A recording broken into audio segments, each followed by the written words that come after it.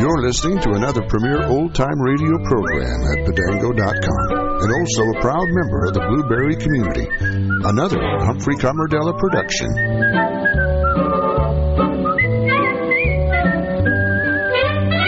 The best old-time radio from people you trust. The Radio Nostalgia Network, where the oldies are still young. Colgate Dental Cream to clean your breath while you clean your teeth and help stop tooth decay, and Bluster Cream Shampoo for soft, glamorous, caressable hair bring you Our Miss Brooks, starring Eve Arden.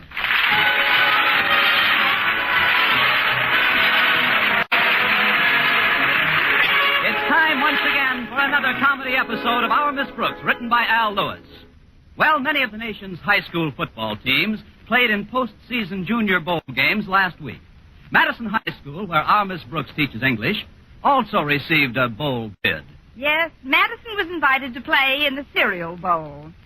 The game was scheduled for last Saturday, and Friday morning at breakfast, my landlady, Mrs. Davis, asked me about the details. Where has the team been invited to play, Connie? In the stadium at Clay City, Mrs. Davis. And you ought to see how big our beloved principal is taking this invitation. Mr. Conklin's so puffed up, he looks like he was shot out of a cannon. If you'll pardon a little wishful thinking. The last few days, he's been absolutely memo-happy. Memo-happy? He sends out one inter-office communication after another. But the game tomorrow should be a lot of fun. Walter Denton, the team's manager, told me that the cheerleaders and the team and the band are all going down in buses. Then there's going to be a dance at the Clay City Hotel after the game. I'd give anything to go. Then why don't you, Connie? I haven't got anything. The tickets are pretty expensive, Mrs. Davis, and on my budget, well, it's just out of the question. How about Mr. Boynton? Is he going? Yes, he's got a ticket already, I believe. Just one ticket? Mr. Boynton's on the budget, too. There's still a chance for me to go along as a chaperone for the girl cheerleaders. Mr. Conklin's daughter, Harriet, told me that he's going to choose between Miss Enright and me today. Miss Enright? But she's always making goo-goo eyes at Mr. Boynton. If she goes to Clay City for the game and the dance afterwards, she'll have him all to herself. I thought of that, Mrs. Davis. That's why I'm giving Mr. Conklin his Christmas present a little early this year. Like in a half an hour. Good. What are you giving Mr. Conklin? A pair of nice woolen socks to keep his feet warm at the game. Oh, it isn't that I want to influence Mr. Conklin to select me instead of Miss Enright. It isn't. Of course it is.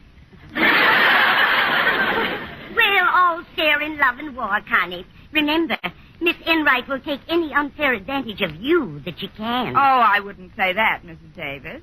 You wouldn't? Of course I would. And she would. At least she always has. Taken advantage, I mean.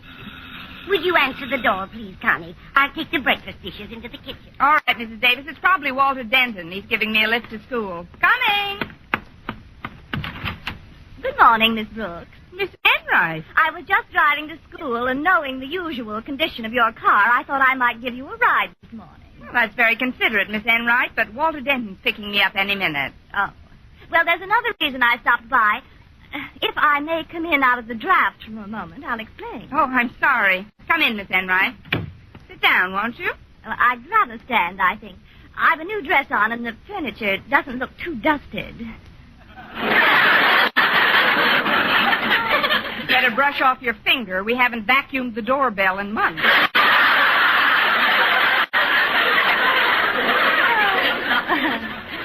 You're so witty, darling. But I just wanted to tell you that in spite of our little differences in the past, I see no reason why we can't be more friendly in the new year, which is practically upon us. Well, I'm sure that As a matter of fact, I've brought a little peace offering with me, Miss Brooks. Here, I'd like you to have this ticket. Ticket? To what, Miss Enright? To the Fireman's Ball. My Aunt Jessie bought it weeks ago, but the poor darling just doesn't feel up to going this year. And rather than waste the ticket, we immediately thought of you. Auntie says it's a lot of fun for spinsters. What time will you be there? Look, Miss Enright, I don't believe that an unmarried girl should consider herself a spinster until she reaches a certain age. Well, don't be testy, darling. I'm sure you won't reach that age for months yet. Now, take the ticket and have a good time tomorrow night. Oh, it's for tomorrow night. Now, that's a coincidence. The bowl dance is being held tomorrow night in Clay City, and one of us is supposed to chaperone that affair. Oh, but I'm virtually assured of that position, Miss Brooks. What makes you think so? Oh, I could tell from dear Mr. Conklin's reaction to my visit yesterday. You see, I dropped into his office after school with a little gift for him. I always like to give out my Christmas presents early. What potential chaperone doesn't? What did you give Mr. Conklin? I gave him a lovely pair of woolen socks. Woolen socks? Yes, he was very appreciative. Seemed genuinely touched. But that's what I like about our principal anyway. He has such a warm heart. Don't you think so, Miss Brooks? I don't know about his heart, but he's going to have the warmest feet in Clay City.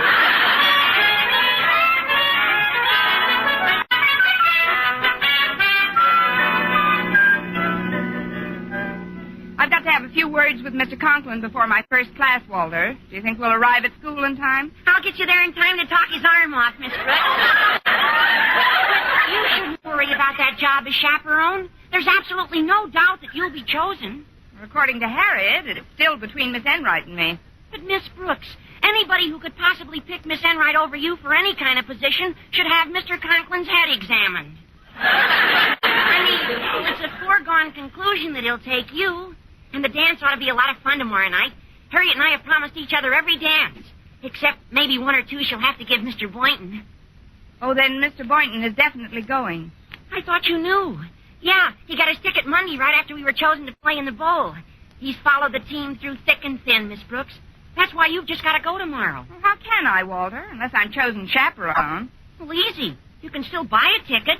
It's not that easy. There's only a limited supply, you know. Of tickets? Of money. And tickets.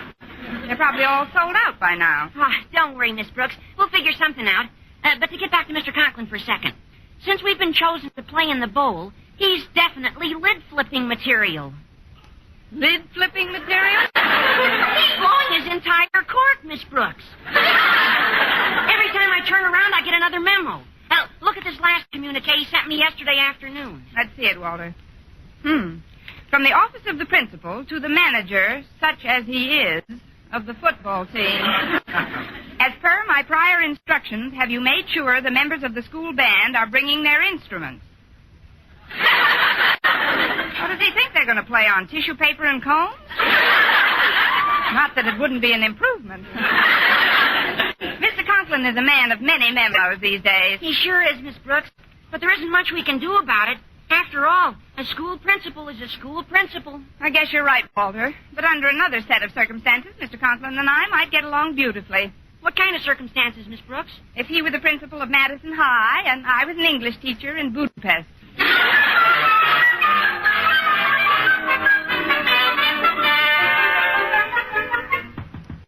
Come in. Oh, it's you, Miss Brooks. What can I do for you? Do you really want to know, Mr. Conklin? No, it was just a figure of speech.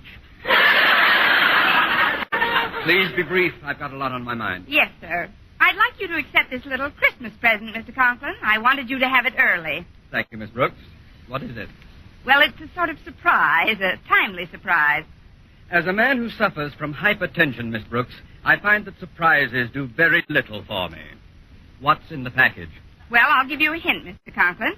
You received a present from another teacher yesterday, isn't that right? Yes. Well, if you had that present on and then put my present on, you'd be wearing a very bloated pair of shoes. Here, I'll just put it away in your closet. Oh, while I'm at it, I could clean out this closet for you, Mr. Conklin. No, thank you, Miss Brooks. Miss Enright did that for me yesterday. As you know, I'm going to choose one of you as the chaperone for the trip tomorrow. I'll make my final decision at lunchtime. Very good, Mr. Conklin. Have you completed all arrangements for tomorrow? Practically. I've just finished another memo for those directly concerned with the trip. I call it Schedule A. Would you like to hear it? Not it reads necessary. at 7:30 a.m. Band members and cheerleaders under supervision of female chaperone will leave on bus number 1. Second half of contingent will be personally conducted by me and will leave at 8 o'clock on bus number 2. Signed, Osgood Conklin. That certainly is explicit. I must say, Mr. Conklin, these memos of yours are a wonderful idea. Why, this schedule lists all the instructions so clearly and concisely that there couldn't possibly be the slightest confusion. I'm quite slippery on this side, Miss Brooks.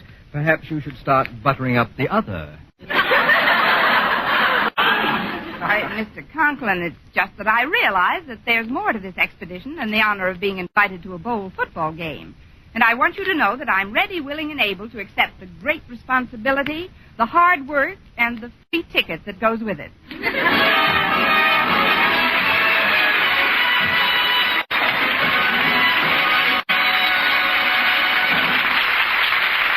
Our Miss Brooks, starring Eve Arden, will continue in just a moment. But first, here is Vern Smith. Now, proof that brushing teeth right after eating with Colgate Dental Cream helps stop tooth decay before it starts. Continuous research, hundreds of case histories, makes this the most conclusive proof in all dentifrice research on tooth decay. Eminent dental authorities supervised hundreds of college men and women for over 2 years. One group always brushed their teeth with Colgate right after eating. The other followed their usual dental care. The group using Colgate Dental Cream as directed, using Colgate's exclusively, showed a startling reduction in average number of cavities, far less tooth decay. The other group developed new cavities at a much higher rate. No other dentifrice offers proof of these results. Modern research shows decay is caused by mouth acids, which are at their worst right after eating. Brushing teeth with Colgate as directed helps remove acids before they harm enamel. Yes, Colgate contains all the necessary ingredients, including an exclusive patented ingredient for effective daily dental care. So remember, always use Colgate Dental Cream to clean your breath while you clean your teeth and help stop tooth decay.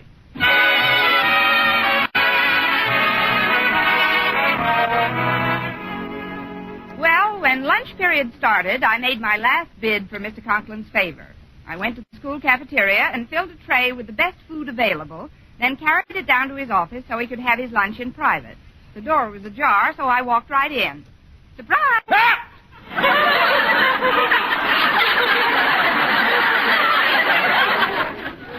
Oh, it's you, Miss Brooks. Come in. Yes, do come in, darling. Miss Enright, what are you doing here? Miss Enright was thoughtful enough to bring me some food from the cafeteria so I could have my lunch in private. Wasn't that sweet of her? Sweet and swift. What's that you have on the tray, Miss Brooks? This? Oh, I just thought you might like a little dessert, Mr. Conklin. What sort of dessert? Roast loin of pork. How terribly middle class. Well, it looks delicious, but I've just finished a Swiss steak that Miss Enright brought me. I've got to watch my weight. Oh, then I'll just take it back. Put it down on my desk. I've a long day ahead of me. Now then, you're both wondering, no doubt, as to which of you is my final choice for the position of chaperone at the Clay City game and dance. Well, there's no hurry about it, Mr. Conklin. If you want to... Who? Well, it's not you, Miss Brooks. Then you mean... No, it's not you either, Miss Enright. I've decided that the ideal chaperone for this trip is Mrs. Conklin. Mrs. Conklin? Your wife. An amazing deduction. Yes, the thought occurred to me this morning while I was mulling over a memo that the chaperone for girls should be a married woman. That eliminated Miss Enright, of course.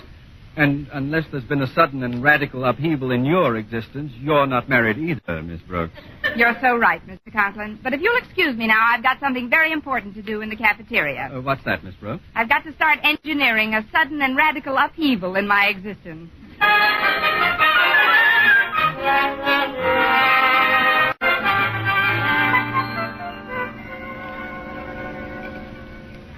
Mr. Boynton. Well, this is a coincidence. What is, Miss Brooks? My running into you like this, after only 5 minutes of stalking. But, Mr. Boynton, I wanted to talk to you about the weekend. Have you any plans? Plans? Certainly, Miss Brooks. I've got a ticket to the cereal bowl game at Clay City. But that's 80 miles away, Mr. Boynton. And I understand the trip is being made in buses, those drafty, old-fashioned buses. Oh, they're not so bad, and the game should be a lot of fun. Fun? Bucking those crowds? Then when you do get in, you have to sit on hard wooden benches with your feet on cold cement. And do you know what a breeding place for germs a mob of people can be? But, Miss Brooks, people go to football games all the time and never catch anything. Some people stay home and never catch anything. Look, Mr. Boynton, this game is for kids. Oh, but there's a dance afterwards for everybody. Fine dance. You know who's going to play the music for it? Our school orchestra. And have you heard them rehearsing lately? Well, no, I haven't. I have. They were running through Mule Train the other day, and the only instruments on key were the whips. I'm surprised at this attitude of yours, Miss Brooks. I thought you'd be keen to go. Didn't you even buy a ticket? Buy a ticket? I wouldn't go to that clam bake if somebody gave me a ticket. Besides, there's a new movie coming to the Strand tomorrow that all the papers say may get the Academy Award. It's called All the King's Men. You wouldn't want to miss that, would you? Well, I'll see that later on, Miss Brooks. Now, if you'll excuse me, I've got to get back to my laboratory before class starts. Some things I want to pack away for the weekend. Go ahead, Mr. Boynton. Well, I'll see you before I go, won't I? There's no hard feelings. Oh, certainly not. No reason why you shouldn't go where you want to go when you want to go there. Is there? I guess not. See you later, Miss Brooks. Toodle.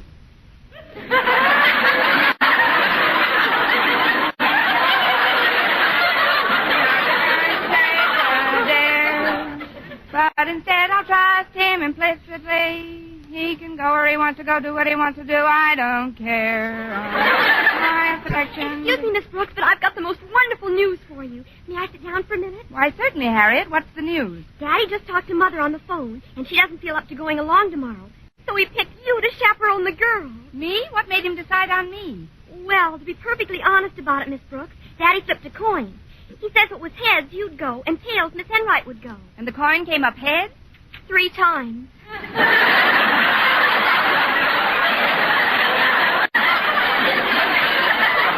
Now, here's your ticket, Miss Brooks. This is good not only for the game, but a round-trip ride on the bus and admission to the dance. Oh, I can hardly believe it. Oh, this is a real break, Miss Brooks. You got just utterly the last ticket in school. Oh, one more thing. Here's another memo from Daddy. He wants you to read it very carefully. Let's see. Schedule B. At 7:30 a.m., band members and cheerleaders under supervision of female chaperones. Yeah, I know, Harriet. In fact, I knew Schedule B when it was only Schedule A. If you'll pardon me, Harriet, I've got to tell someone about the news you just brought me. Who, Miss Brooks? Oh, someone. All right, Miss Brooks. And I know Mr. Boynton will be tickled to hear it.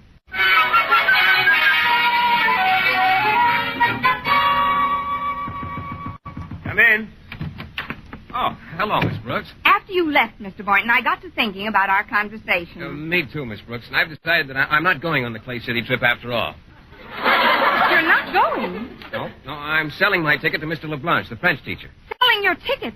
But, Mr. Boynton, you're missing the trip of the century. Cozy modern buses, the thrill of personal contact with that adorable horde of people at the stadium. And then there's the game itself. Tense, exciting action, viewed from comfy, form-fitting beaver-board seats.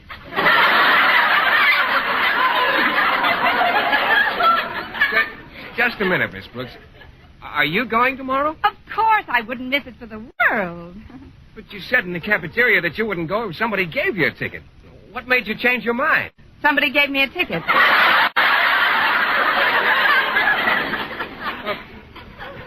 Miss Brooks, what about all the King's men? All the King's men couldn't drag me away from Clay City tomorrow, Mr. Boynton. And I'm surprised that you don't feel the same way. Well, I would like to root for the old team, but I've promised Mr. LeBlanche the ticket, and once I make a promise, I keep it. Well, don't worry about me, Miss Brooks. I'll find something to do. I'll probably take Miss Enright to a movie or something. Miss Enright? Well, yeah, she loves movies, you know. She loves sitting in movies. There's a difference.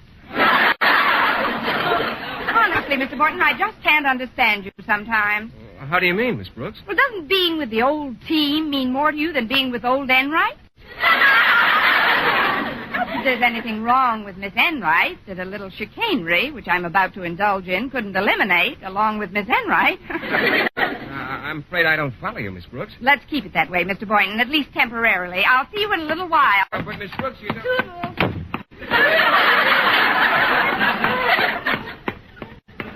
Hiya, Miss Brooks. I've been looking all over for you. And Mr. Conklin wants you to read this memo right away. Oh, let's see that, Walter. Schedule C. At 7:30 a.m., band members and cheerleaders will board bus number 1. Oh, great. I don't have to read this. I know this schedule backwards. Well, you don't sound very enthusiastic about being chosen chaperone, Miss Brooks. Frankly, Walter, I'm not. But why not? Well, it's a long, dull story in which the heroine cuts her own throat. But boiled down, it reads, Mr. Boynton isn't going. Now I'm stuck with a ticket for a trip I don't even want to make. Hello, Miss Brooks. Walter? Oh, it's you. Hi, Miss Enright. If you ladies will excuse me, I've got to get over to the supply room and pick up some megaphones. We can finish our conversation in a few minutes, Miss Brooks. Thanks a million, Walter. Well, Mr.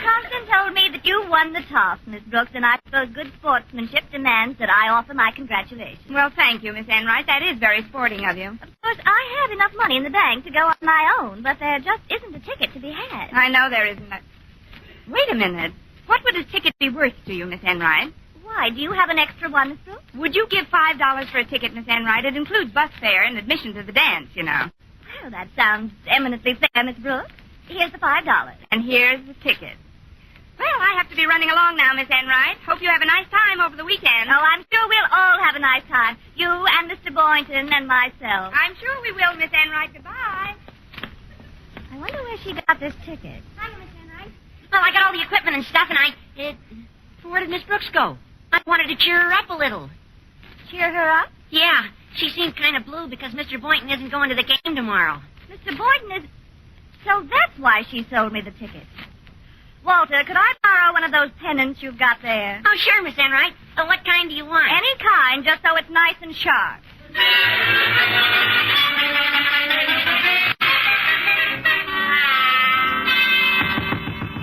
Come in. It's me again, Mr. Boynton. There's something I'd like I'm glad you came back, Miss Brooks. I've been thinking this over very carefully, and I've decided that I've just got to go and root for our team tomorrow. Now, those kids would never forgive me if I didn't come. Mr. LeBlanc will just have to understand. You don't mean it, Mr. Boynton. You can't mean that you're going to ride 80 miles in a drafty old... and then buck a germ-ridden mob for the privilege of watching 22 untalented children run into each other while you're sitting on a stone bench with your feet in your pockets. I'm sorry, Miss Brooks. You can't talk me out of it this time. I'm going to the ball tomorrow or bust. Oh, but Mr. Boynton... May I come in, Mr. Boynton? It's Miss Enright. Stay right where you are, Miss Enright. I'll come out. Excuse me, Mr. Boynton. Well, what is all this? Miss Brooks, I thought I'd find you here. I know what you're thinking, Miss Enright, and you're perfectly justified in being annoyed with me, but I'd like to make it up to you if you'll let me. What do you mean, Miss Brooks? Here's your $5 back. Give me the ticket. Well, I didn't expect you to be this honest. Here you are, Miss Brooks. Thank you. Oh, hello, Miss Enright. Oh, hello, Mr. Boynton. I understand you're going to be in town over the weekend. How about taking in a movie together tomorrow night? Oh, I'm afraid that's out of the question, Miss Enright. I'm going to Clay City tomorrow with the team. Well, Miss Brooks, you've done it again. That's 2 touchdowns for you already. Don't add up the score yet. I'm hoping to make some conversions tomorrow.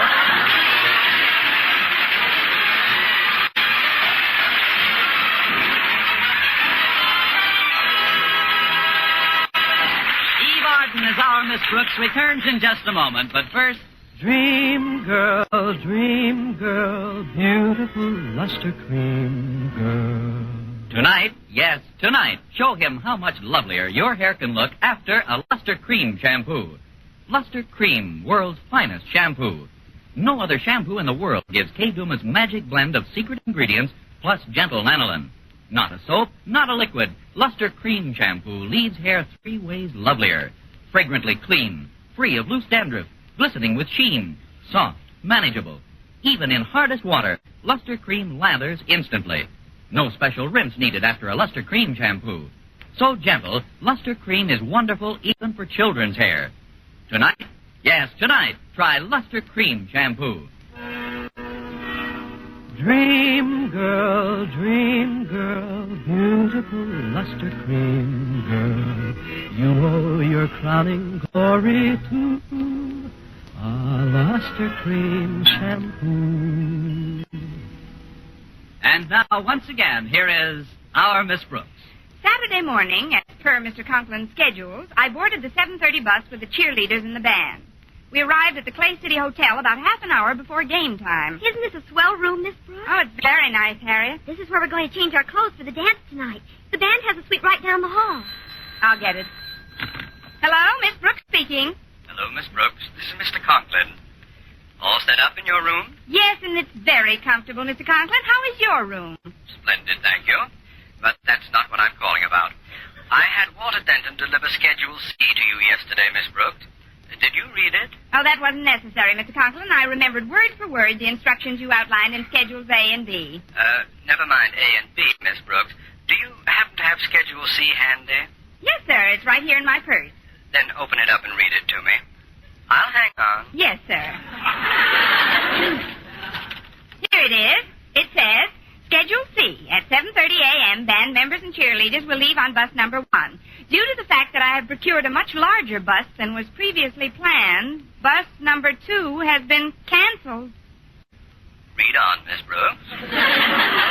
Therefore, chaperone will delay departure of the bus until 8 a.m. But, Mr. Conklin, if the second bus was canceled, what transportation did you have? None, Miss Brooks.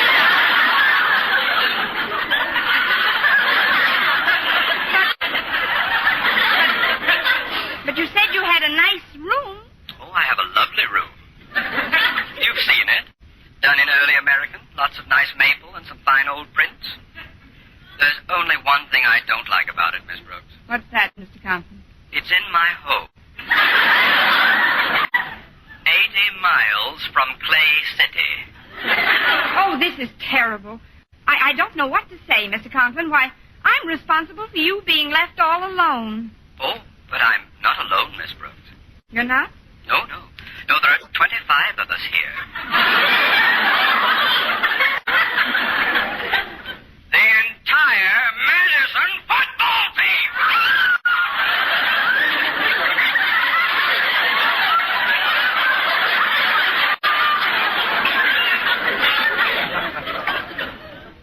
Now then, Miss Brooks, with the game due to commence in half an hour, who is going to take the field against Clay City?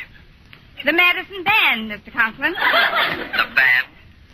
You're going to have the band play football? No, sir, mule train. That's one way we'll be sure to whip them. Next week, tune into another Our Miss Brooks show brought to you by Luster Cream Shampoo for soft, glamorous, caressable hair and Colgate Dental Cream to clean your breath while you clean your teeth and help stop tooth decay. Our Miss Brooks, starring Eve Arden, is produced by Larry Burns, directed by Al Lewis, with music by Wilbur Hatch.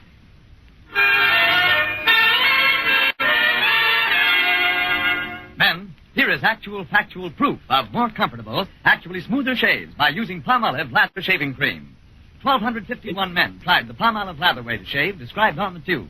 And no matter how they shaved before, 3 out of 4 got more comfortable, actually smoother shaves. Try Palmolive Lather Shaving Cream. See if you don't get more comfortable, actually smoother shaves the Palmolive Lather Shaving Cream way. For mystery liberally sprinkled with laughs, listen to Mr. and Mrs. North, the exciting, fun-packed adventures of an amateur detective and his beautiful wife. Tune in Tuesday evening over most of these same stations. And be with us again next week at this same time for another comedy episode of Our Miss Brooks. Bob Lamont speaking. This is CBS, the Columbia Broadcasting System.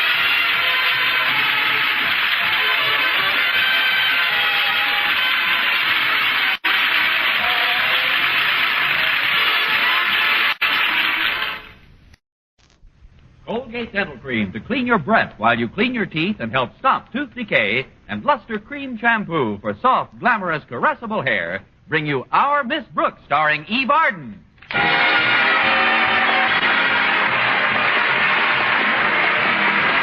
time once again for another comedy episode of Our Miss Brooks, written by Al Lewis. Well, the holiday season is practically with us. To our Miss Brooks, who teaches English at Madison High School, it means more than just a respite from the rigors of a difficult school term. Yes, it means that I'll get a chance to relax and observe the change that takes place in people as Christmas approaches. It's almost visible, the spirit of camaraderie and warm good fellowship which flows between us like a bountiful stream. I only hope that this season our beloved principal, Mr. Osgood Conklin, will get a little on him. I was talking about his temper to my landlady last Friday morning at breakfast. I can't understand it, Mrs. Davis. Everything I do lately seems to rub Mr. Conklin the wrong way. What do you mean, Connie? Well, take yesterday, for instance. I was in his office when I saw his lighted cigar lying on the rug unnoticed. Naturally, I stooped over and picked it up. Wouldn't you? Well, I gave up smoking a long time ago. I didn't want the office to catch on fire, Mrs. Davis. So I merely put the cigar in an ashtray. You might not believe this, but he was furious. Because you put his cigar back in the ashtray? Well, it wasn't exactly an ashtray. I guess I should have noticed it was an inkwell. Oh, and when you put his cigar in the inkwell, it went out? That isn't the end I put in the inkwell. puffs later, Mr. Conklin could have won first prize in the chow dog contest. He's so unreasonable. You'd think having a blue tongue was a crime. Maybe it was the taste of the ink he objected to. He's always been a finicky eater anyway.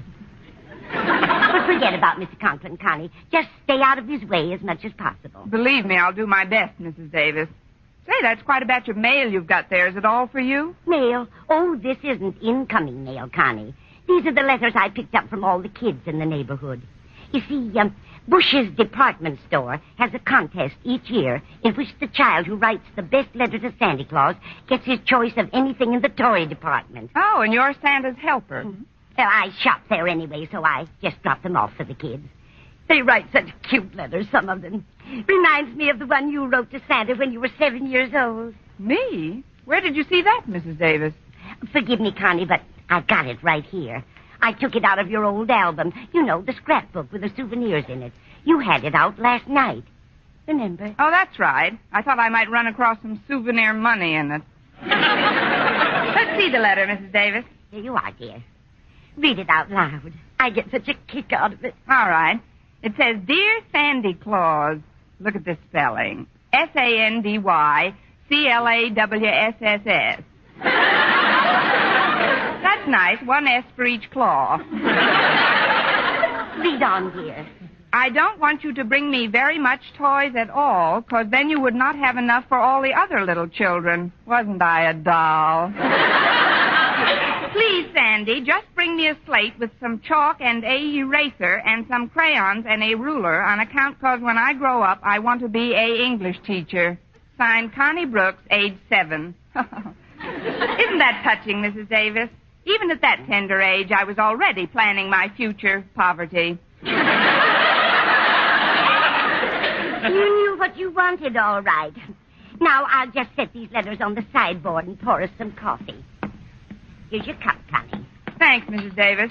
I'd better hurry. Walter Denton is picking me up this morning. Can we give you a lift? No, thank you. I'm going over to Bush's department store. They have a contest each year in which a child who writes the best letter to Santa Claus gets his choice of anything in the toy department? How did you know, Connie? You just finished telling me, Mrs. Davis. Oh, so I did. Now, where in the world did I put those letters?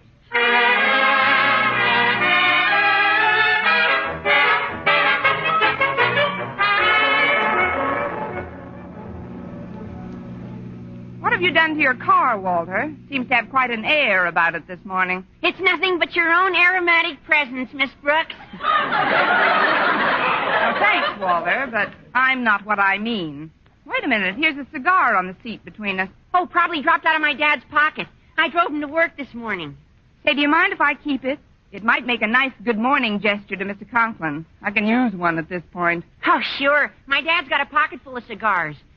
But what's wrong with you and old Marblehead? Mr. Conklin. Are you in the doghouse, Miss Brooks? Where I am shouldn't happen to a dog, Walter. But maybe this little peace offering will help. Smells awfully sweet for a cigar. Oh, it isn't the cigar that has that sweet smell, Miss Brooks. That's Miss Enright. Where is she sitting, in the glove compartment? No, I just dropped her off at the beauty parlor. She was wearing a new perfume. She said it was called Voodoo. Kind of clings to the upholstery, doesn't it? Just like Miss Enright. Oh, I'm sorry, Walter. I shouldn't speak that way about another member of the faculty. Forget I said anything. Oh, sure. I know there's no love lost between you two. Although Miss Enright did pay you a rather nice compliment this morning. She did? Yes, ma'am. She said she thought it was wonderful how you taught the subject of English. Miss Enright said that? Just before she went into the beauty parlor. She said that anybody who could teach a language to so many kids for such a long time, in spite of her obvious difficulty in speaking that language, should get a medal. Maybe the dryer will fall on her. By the way, Walter, did Miss Enright mention her reason for going to the beauty parlor so early in the morning? Oh, come to think of it, she did. She said she was going out with Mr. Boynton after school. But today's Friday, the day Mr. Boynton usually takes me to the zoo. Well, it's also a special occasion for Miss Enright. It's her birthday. And you know something, Miss Brooks? She came right out and told me your age. How old did she say she was, Walter? 27. I guess that's why Mr. Boynton has to take her out today instead of you. I still don't see what Miss Enright's birthday has to do with it. You didn't take her out last year when she was 27. Or the year before when she was 28. Miss Brooks, I seem to detect the presence of the green-eyed monster in this vehicle. She can't possibly be back from the beauty parlor yet. Oh, it just makes me mad, Walter, the way some women try to keep their ages hidden. Why, if anybody wanted to make it their business, they could find out my age in a minute. How old are you, Miss Brooks? None of your business.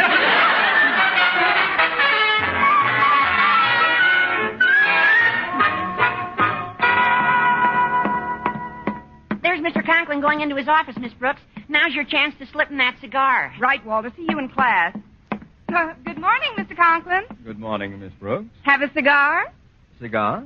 Yes, sir. I just happened to have it on me. That is, a gentleman friend left it in my compact. Here. It's brand new. No ink on it. Thanks, Miss Brooks. Now, if you'll excuse me, I'll withdraw to the safety of my office while I'm still ahead. Yes, sir. Goodbye, Mr. Conklin. Goodbye. Good morning, Miss Brooks. Hello, Miss Enright. Walter Denton tells me that today's your birthday. Why, yes, darling, it is. Happy birthday. Well, I shall bask in the warmth of that greeting all day. Well, I'm sorry, Miss Enright, but I don't think it's fair of you to make Mr. Boynton break a date with me just because it's your birthday. Oh, I didn't make him do anything, Miss Brooks. It's obviously a matter of preference. Put down a brightly colored gay silk scarf and an old gray shoe, and even a baby will reach for the scarf. Are you calling me an old gray shoe? Well, if it fits, darling, slip it on. Now, look, Miss Enright, I don't want to be rude to you on this of all days, especially since I realize that your birthday is one holiday which has been celebrated in this neighborhood for countless generations. But every Friday, Mr. Boynton takes me to the zoo. That's very cooperative, my dear, but if the zoo wants you badly enough, they'll come and get you. Now, you really must excuse me. I've got to find Walter Denton's car. I left a cigar in the front seat this morning. Oh, was that your cigar? I thought you smoked a pipe. It's for Mr. Boynton. He's just a big overgrown boy when it comes to practical jokes, you know, so I bought that cigar for him in the magic shop. In the magic shop? Yes. It's an exploding cigar. Not dangerous, of course, just full of soot. Oh, no. Excuse me, Miss Enright, but I've got to get back to Mr. Conklin's office right away. Mr. Conklin, about that cigar I gave you, sir. Yes, Miss Brooks? Hold that! Mr. Conklin, are you all right? Why, yes, Miss Brooks. I'm just dandy. But this soot all over my face. What do you suggest I do about that? What can you do, Mr. Conklin? Get down on one knee and sing April Showers.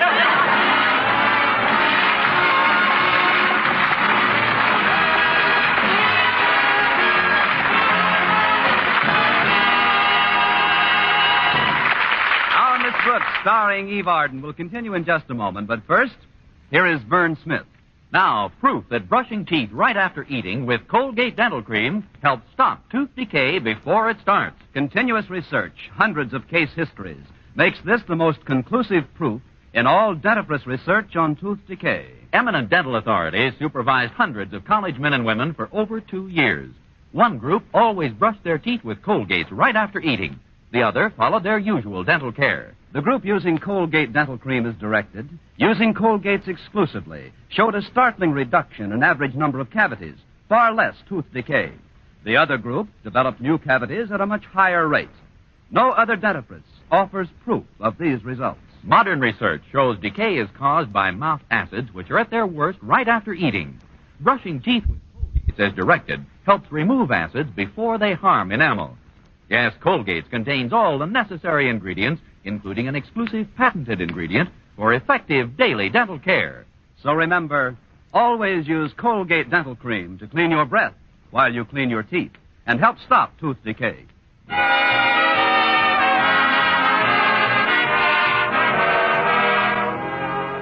Well, I finally convinced Mr. Conklin that the cigar episode should be included in my list of unpremeditated crimes. Then when lunch period dragged itself around, I hastened to the cafeteria to see if Miss Enright was with Mr. Boynton. She wasn't, so in 4 seconds flat, I was. I waited all during lunch for him to break our date for that afternoon, but he remained strangely silent. So while we were drinking our coffee, I summoned all my feminine wiles and subtly remarked, "Is I is or is I ain't your baby?"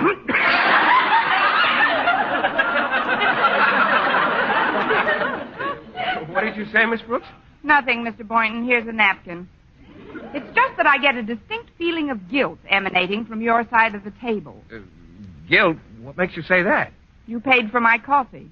It's all right. You can pay for mine next time. I paid for yours last time. We're even. But today is Friday, Mr. Boynton. Is that right? That's right. And we usually go to the zoo on Friday. Isn't that so? Yes, that's so. Well? Well, what? Is I is or is I ain't your baby? If you mean am I keeping our engagement, Miss Brooks, well, a funny thing happened this morning. On your way to the rabbit's cage? Yes, as a matter of fact, I was in my lab when it happened. I remembered an appointment I made for this afternoon with somebody else. Namely? My grandmother. That's it. My grandmother came into town unexpectedly this morning, and I promised to take her out for the day. She's rather helpless, you see, because, well, she's quite far along in years. You're not just clacking your crockery, Doc. It so happens, Mr. Boynton, that I know your grandmother. You do? Yes, she's 27 years old, and she teaches English at Madison High School. Miss Brooks, I've decided that rather than stoop to deception, I'd better be honest about this thing. What I told you just now about my grandmother, it isn't true. No. No, I made a date with Miss Enright for today, but only because it's her birthday, Miss Brooks. She told me her folks were living in another part of the country, and... My folks live in another part of the country. Well, Miss Enright also said she didn't have too many friends. I don't have too many friends. But Miss Enright is 27 years old today. My folks live in another part of the country. I'm sorry, Miss Brooks. I just didn't want your feelings to be hurt. Don't worry about my feelings, Mr. Boynton. I've sent away for a plastic set. Hi, Miss Brooks, Mr. Boynton. Hello, Harriet. How are you, Harriet? Would you care to sit down? There's plenty of room at this table. Oh, thanks just the same, Mr. Boynton, but I've got to take this container of coffee to Daddy. Oh, is your father lunching in his office, Harriet? Yes. He says he's too embarrassed to eat in public today. There seems to be something on his neck he can't get off. The Board of Education? It's some black stuff. He didn't want to talk about it too much. Here, Harriet, let me take that coffee down to him. It's the least I can do. You sit here and chat with Mr. Boynton, dear. He's very good company today, loaded with stories. Well, all right, Miss Brooks, if you say so. Here's the coffee, and here's some extra sugar. Daddy likes it plenty sweet. Thanks, Harriet. I'll see you later, won't I, Miss Brooks? As we both get older, you mean? Please drop into my lab after school. Maybe we can work something out. Perhaps we can all have a date together. Fine. I'll bring my grandfather for Miss Enright.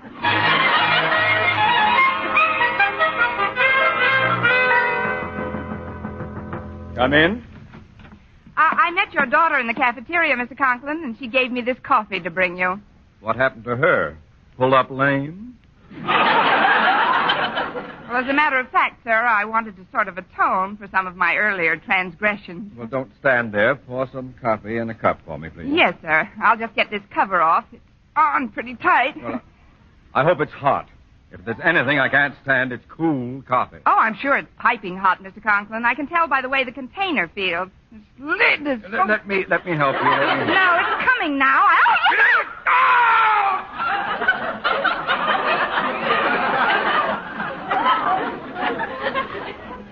It is piping hot, isn't it? Observe the steam rising from my trousers where you sit. Miss Brooks, yesterday you dipped my cigar in the inkwell.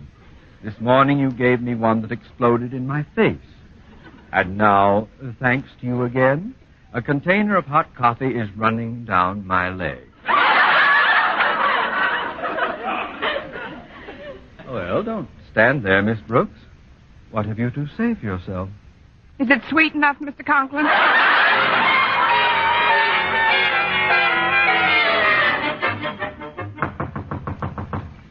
If it isn't Miss Brooks, come in.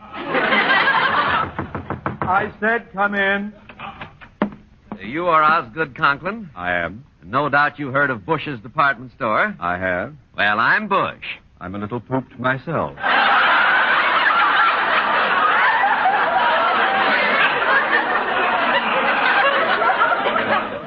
Sit down. I'll be brief, Mr. Conklin. Each year, my store gives away contest prizes to children who write in the best letters to Santa Claus. We like to choose some prominent citizens in our community to play Santa for this occasion. Hence my visit here. My dear Mr. Bush, if you're suggesting that I involve myself in the squalling clamor of hundreds of children in a department store, put it out of your mind. But, Mr. Conklin... You have no way of knowing this, of course, but I am a person with extremely high blood pressure and acute hypertension. Playing Santa to a band of yowling brats is out of the question.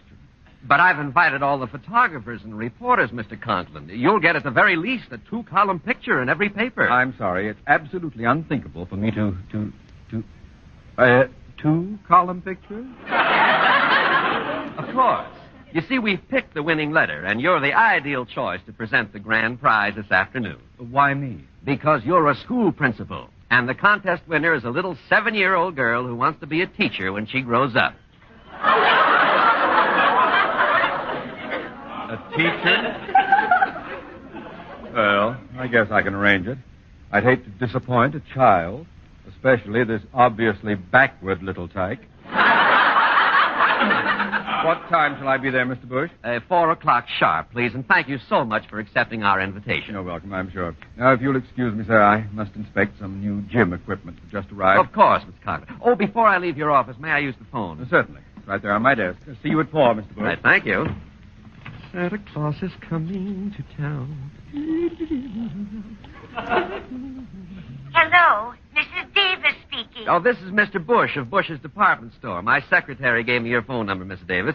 Told me what a grand job you've done of rounding up the children's letters in our Letter to Santa contest. I was glad to help, Mr. Bush. Thank you, Mrs. Davis. Now, there's just one bit of information I need from you. Do you know where, Connie Brooks lives? Connie Brooks? Certainly. She lives right here with me. Well, that's a coincidence. Could I speak with her? Not now. She's still in school. Of course. It's not 3 o'clock yet. As a matter of fact, I was just getting ready to pick her up.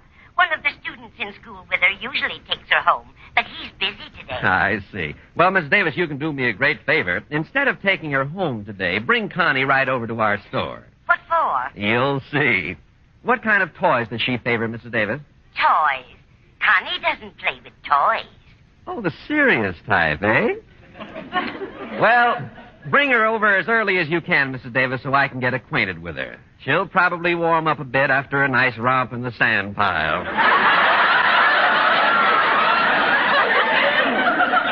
Now, remember, Mrs. Davis, don't tell her why she's coming to the store. I'd like it to be a surprise.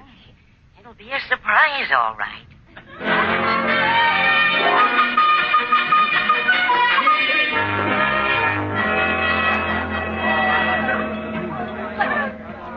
Now, will you please tell me what we're doing in Bush's department store, Mrs. Davis? I haven't enough money left to buy a Christmas seal, let alone do any shopping. Be patient, Connie. We'll find out as soon as I can locate Mr. Bush. I know. Let's cut out for the sand pile. It's right over there in the toy department. All right, but Oh, look, there's Mr. Boynton. Oh, hello, Miss Brooks, Mrs. Davis. Hello, Mr. Boynton. Excuse me just a moment, won't you? I'll go on ahead, Connie, and find Mr. Bush. Fine, Mrs. Davis. Well, Mr. Boynton, doing a little last-minute Christmas shopping? Oh, not exactly, Miss Brooks. Miss Enright asked me to come over here right after school. She's crazy about children, she says, and they're having some sort of contest here today. Where is she now? Well, she's in the hardware department picking up a new roaster. She says next to children, she likes nothing better than cooking and housework. I bet she's terribly decent to animals, too. I'm sorry I didn't see you after school, but Miss Enright insisted we leave at once. After all, it is... Her birthday today, I know, Mr. Boynton. I had a hunch you two would wind up alone. Oh, we're only going to a movie, Miss Brooks. Donald O'Connor in Francis just opened at the State. It's the story of an army mule. Oh? That's where you're taking Miss Enright? That's right. What are you trying to do, start your own mule train? I just got the most charming pot, darling. Oh, you've acquired one of your own, haven't you, Mr. Bonnet? Hello, Prudence. Cooked any interesting children lately? Please, ladies, please, let's get over to the toy department. They're getting ready for the ceremonies. The spotlight was just turned on that platform. Oh, fine, Mr. Boynton. I just adore toys. Oh, why don't you act your age? Come along, Miss Brooks. I see Mrs. Davis right in the front row. Attention! Quiet, please, quiet, children. Quiet. Here, without further ado, is your old friend Santa Claus.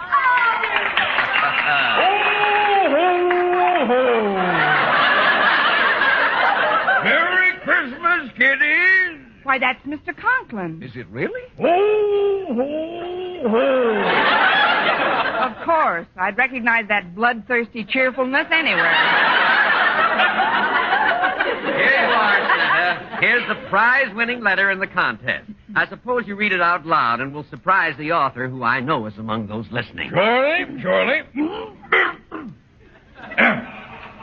It says, Dear Santa Claus, spelled C-L-A-W-S-S-S.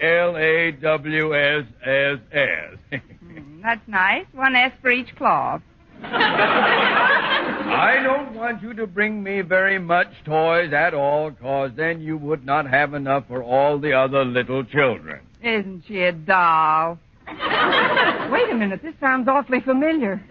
Please, Sandy, just bring me a slate with some chalk and a eraser and some crayons and a ruler, 'cause when I grow up, I want to be a English teacher. Oh, no. Signed, Connie Brooks, age 7. Now, if this little girl will step up.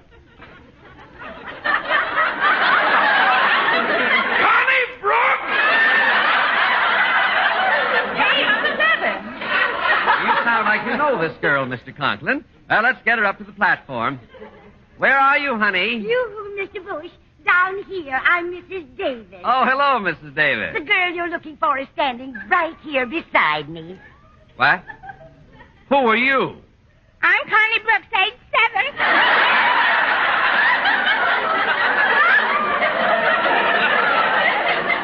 7. Miss Brooks, what's the meaning of this? Yes. What is this hoax?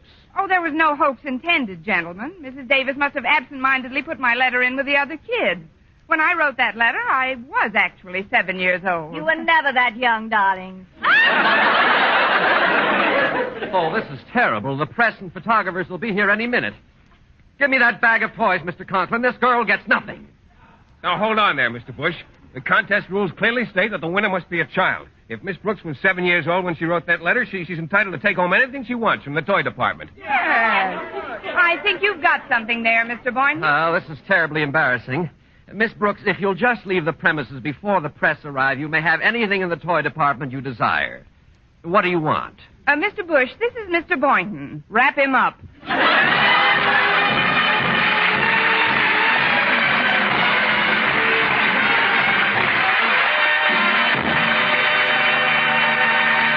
Eve Arden returns in just a moment, but first... Dream girl, beautiful luster cream girl. Tonight? Yes, tonight. Show him how much lovelier your hair can look after a Luster Cream shampoo. Luster Cream, world's finest shampoo. No other shampoo in the world gives K-Duma's magic blend of secret ingredients plus gentle lanolin. Not a soap, not a liquid. Luster Cream shampoo leaves hair 3 ways lovelier. Fragrantly clean, free of loose dandruff, glistening with sheen, soft, manageable. Even in hardest water, Luster Cream lathers instantly. No special rinse needed after a Luster Cream shampoo.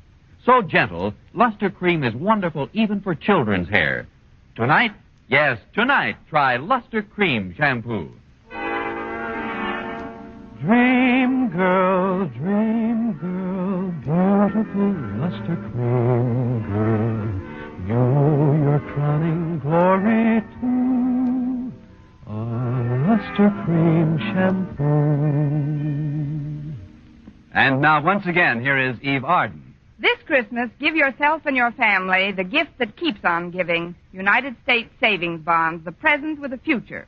And buy savings bonds regularly. Start preparing now for those things you know you're going to want and need in the future.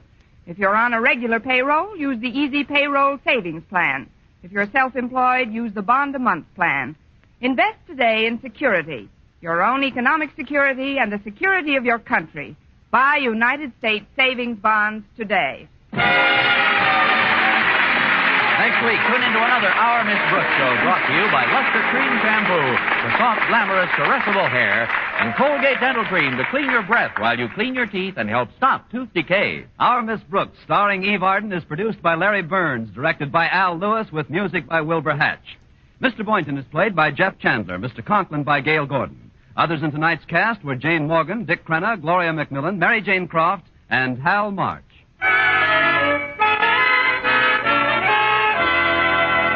Here's good shaving news. 3 men out of every 4 can get more comfortable, actually smoother shaves with Palmolive brushless shaving cream. This is not just a claim. Here's the proof. 1,297 men tried the Palmolive brushless way to shave described on the tube. And no matter how they shaved before, 3 men out of every 4 got more comfortable, actually smoother shaves. Try Palmolive brushless yourself. See if you don't get more comfortable, actually smoother shaves the proved Palmolive brushless way. For mystery liberally sprinkled with laughs, listen to Mr. and Mrs. North, the exciting, fun-packed adventures of an amateur detective and his beautiful wife. Tune in Tuesday evening over most of these same stations. And be with us again next week at this same time for another comedy episode of Our Miss Brooks. Bob Lamont speaking. This is CBS, the Columbia Broadcasting System.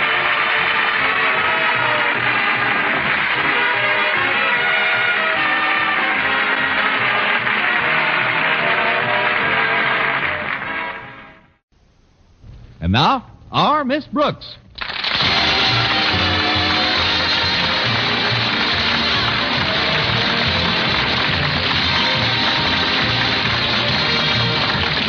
It's time once again for another comedy episode of Our Miss Brooks, written by Al Lewis. Well, most of us spent Christmas Eve with our families and friends. But our Miss Brooks, who teaches English at Madison High School, wasn't quite so fortunate. No, my family was too far away to visit, and it seems my friends had other plans. But I made up my mind not to brood about it, and was trimming a rather tiny tree in our living room when my landlady, Mrs. Davis, joined me. What a nice tree, Connie. It isn't really, Mrs. Davis, but it's the only one I could afford. Oh, what did you pay for it? I found it in a vacant lot. What I like about it is the size. It's not too big or too small. It's just too small. I'd like to stay here and celebrate Christmas Eve with you, Connie, but I promised my sister Angela I'd come over to her place. You remember Angela, the absent-minded one? Oh, certainly, Mrs. Davis. She always got a big thrill out of the holidays, even when we were girls. Of course, the poor dear could never remember when it was actually Christmas, and one Christmas morning, she did the funniest thing. What's that, Mrs. Davis? What's what, dear? What did Angela do? Angela? Your sister. My sister? The absent-minded one. What did she do? I haven't spoken to Angela in some time. What has she been up to? That's what I'd like to know. Maybe I can refresh your memory. Christmas morning, Angela did the funniest thing. Christmas morning isn't until tomorrow, Connie. You must be confused. Well, don't worry about it. I only get these spells once in a while. Well, you shouldn't let it go, Connie. If you don't mind my offering a little advice, I'd like to suggest that you train your mind to concentrate more. I'll do it, Mrs. Davis. Now, I've developed a little scheme which works wonders for me. Supposing you have trouble remembering where you put things around the house. Well, you just keep repeating the location to yourself with a sort of rhythm. For example, I just chant to myself, The mustard's in the closet. The bread is in the box. The mustard's in the closet. The bread is in the box. The mustard's in the closet. The bread is in the box. Now, isn't that simple? Oh. Mustard's in the closet. The bread is in the box. That's wonderful, Mrs. Davis.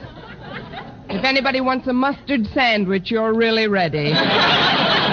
Yes.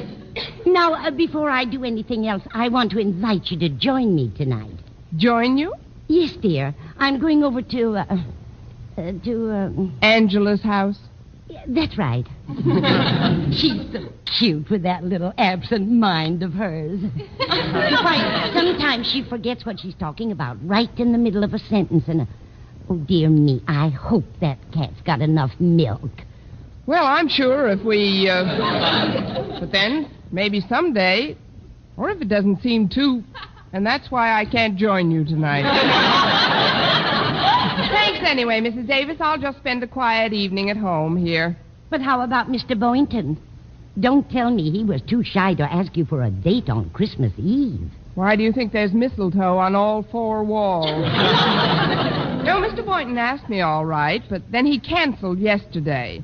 Said he's going upstate to visit his folks for a couple of days. But don't worry about me, Mrs. Davis. I'll have a gay time. I'll listen to the radio, read, and from this window I can see our neighbor's television antenna. But what about the little gifts you've got for Walter Denton and Mr. and Mrs. Conklin and Harriet? When are you going to deliver them? Oh, they told me not to bother. They said we'd exchange on the 26th. The 26th? But I don't think the day after Christmas is the time to exchange gifts. You don't? You should see the department stores. What's that, Mrs. Davis? It's Minerva. Where are you, dear? Oh, she's over by the tree. Here, Rover. Minerva.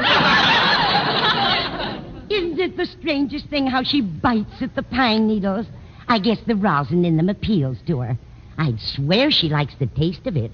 I guess to her it's like a Tom and Jerry, or rather a Minnie and Mickey. Come on, Minerva, come on over here. We might as well get friendly. We're going to spend the evening together. Well, I'll be running along now, dear. I hope you won't feel too lonely. Oh, I'll be fine, Mrs. Davis. After all, I do have an imagination. I'll hang my stocking up in a little while, and then when I'm pretending that I'm asleep, I'll sneak in and fill it. Oh, before you know it, it'll be midnight. Midnight of Christmas Eve. I can just picture it. A short, thin man in a black suit comes sliding down the chimney with an empty bag. St. Penniless, the school teacher's Santa Claus. Well, at least you're not bitter. Now, Connie, about my sister, Angela? Oh, thank you, dear. About my sister Angela. Yes? Good night, Dorothy. Good night, Bernice.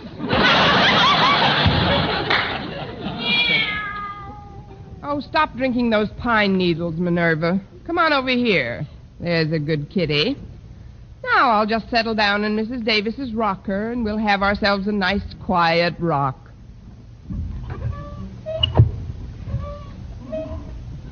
I've got to exercise more. My bones are rusting. Oh, it's the rocker. It's kind of soothing at that. You seem contented enough, Minerva.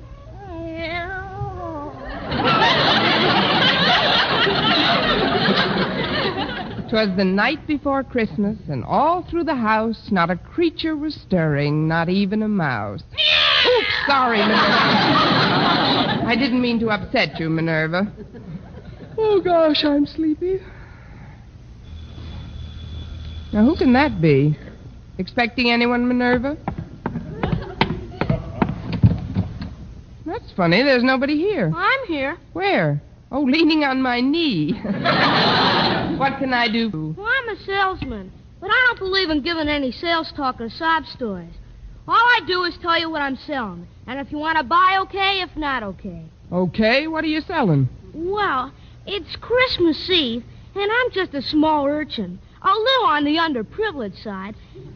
And I'm trying to make a few dollars to get some wood to heat our tiny apartment so that while she's singing to my 3 sick sisters, My mother's lips don't turn blue.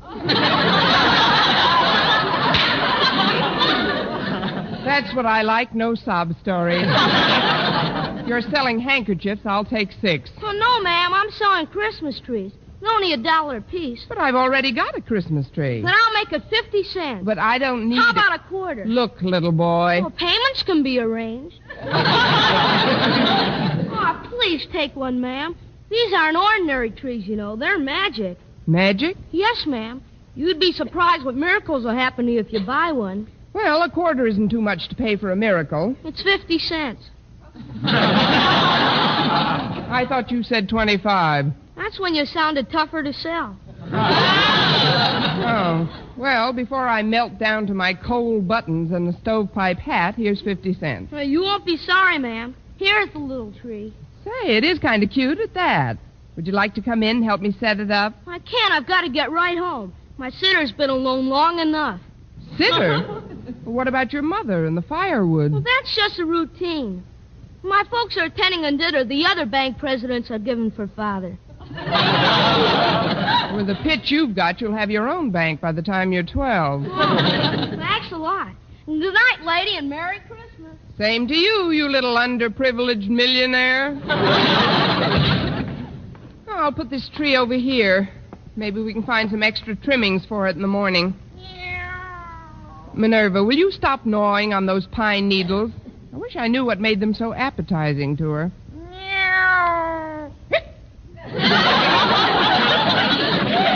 Oh, fine. Now you come over here and let those things alone. There we are. Well, I guess I'm not the only one that's spending Christmas Eve alone without family or friends. But who can tell? Maybe Santa Claus has something up his big red sleeve that I don't even know about yet. Of course, I do have a squeaky rocker and Minerva. Jingle bells, and merry stuff like that. Oh, what fun it is to rock with a big, fat, drunken cat.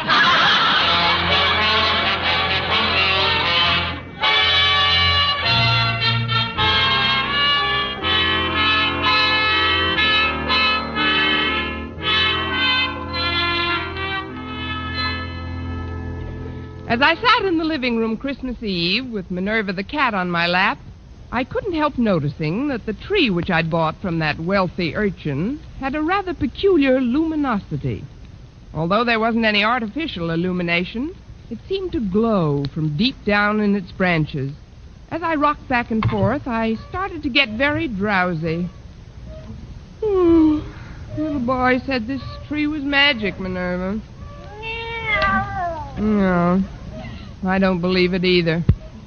Still, it is Christmas Eve, and some very strange things have happened on Christmas Eve.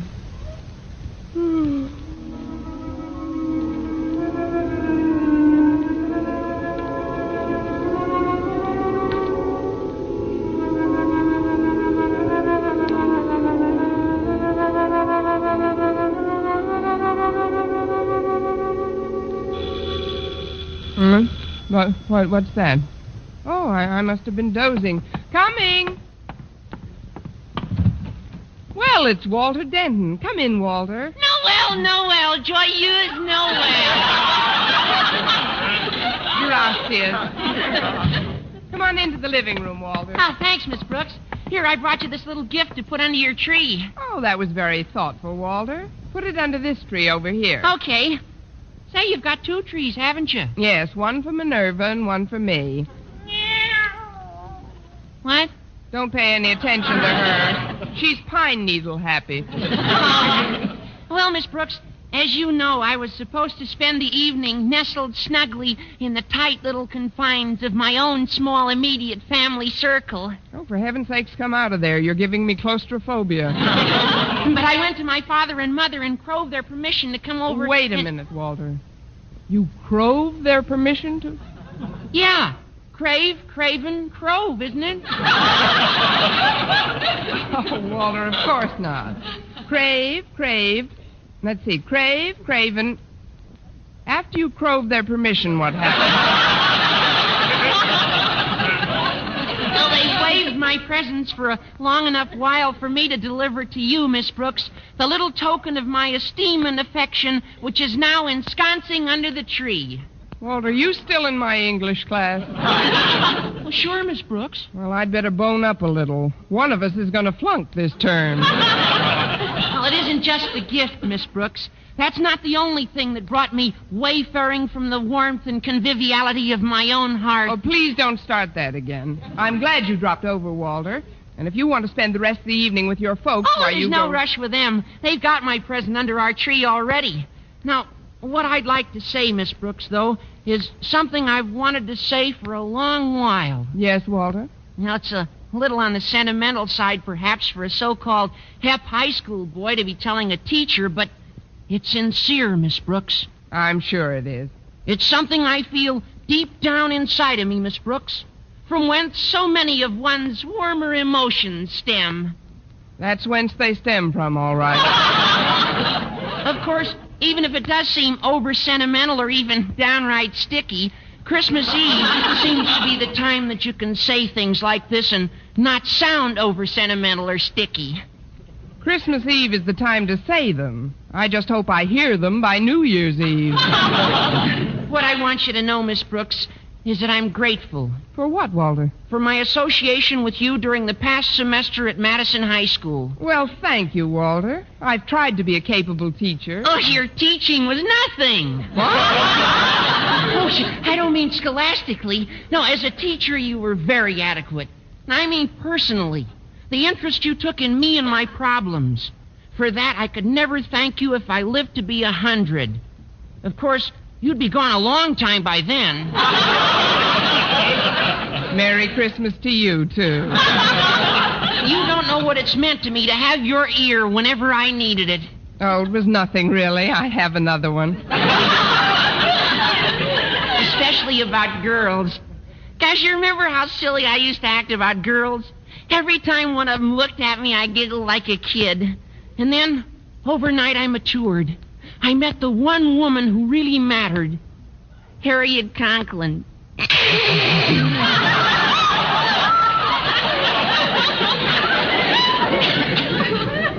certainly made something out of you, Walter. I don't know what, but something. You saw me through the difficult transition period of that amour as well. While Harriet and I were adjusting to one another. It was wonderful to be able to come down to you for advice, Miss Brooks. It isn't every boy who has such an interest taken in him by some intelligent, elderly person. Give me back my ear. I can't hear you. Not that you're ancient or anything. Gosh, I've seen girls who don't look as good as you do. Girls? What do you think I am? Shut up, Minerva. By the way, Miss Brooks, I see you got lots of mistletoe on the walls. Were you expecting Mr. Boynton tonight? Yes, Walter, I was. We were going for a wheelchair ride together. But he had to visit his folks upstate. His folks? Gosh, they must be well along in years. His father's over 50. They may shoot him next spring. Look, Walter, while you're here, you might as well pick up the little gift I got for you. Oh, but Miss Brooks, you shouldn't have. Where is it? Under the tree on your right. It isn't much, just a remembrance. Oh, gee, I almost forgot. I can't open it yet. Why not? Oh, you mean you want to put it under your tree at home and open it with your family? Oh, not exactly, but... Well, I'll get it later, Miss Brooks. Oh, there they are now. I'll answer it. There who are now? Come on in, folks. She was all alone when I got here. But it's really a surprise, isn't it? We should have stayed home Christmas Eve. Besides, it's freezing out. Now, Osgood, don't be so grouchy. Hello, Miss Brooks. Merry Christmas. Why, it's Mr. and Mrs. Conklin. And Harriet, how are you all? I'm cold. Oh, that's too bad. Come here, Minerva. Rub up against Mr. Conklin. What's that? What did you... Go away, cat. Why, she seems to like you, Osgood. Or is she hungry, Miss Brooks? She's not that hungry. I don't like cats. Why doesn't she go chase a mouse or something? Oh, you forget, Mr. Conklin, this is Christmas Eve. There isn't one stirring. Hey, Harriet. Yes, Walter? There's a lot of mistletoe around this room. I know. It's real pretty. Osgood, notice all the mistletoe in this room? What? Oh, that green stuff. Yeah. More often than not, it makes me sneeze. Oh, come on, Osgood. Let's see if it does. Oh, now, Martha, don't embarrass me so. It doesn't make you sneeze, does it, Harriet? I'm willing to find out. Here's a nice wreath of it on this wall. Yeah. Well, here we are. Yes, here we are.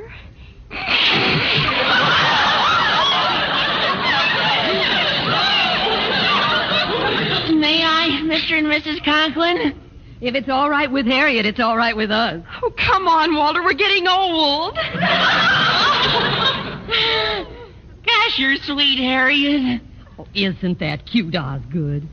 Come here, dear. How about one for your faithful old wife? Well, it is customary, I guess. I'm under the stuff.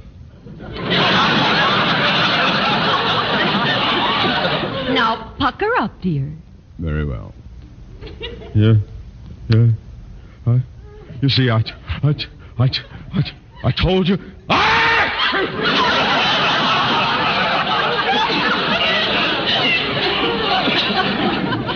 Now, let's stop this romantic drivel and act like adult human beings. Miss Brooks, I'd like to take advantage of this visit to inquire as to your plans for the coming year's classwork. Do you have your schedule all laid out? Well, frankly, Mr. Conklin, I haven't had much chance to work on anything. Haven't had much of a chance, but you've been away from school all week. Your vacation started last Monday. I know, Mr. Conklin, and that's what I took the week as. I mean, a vacation is something you go on when you get the opportunity to.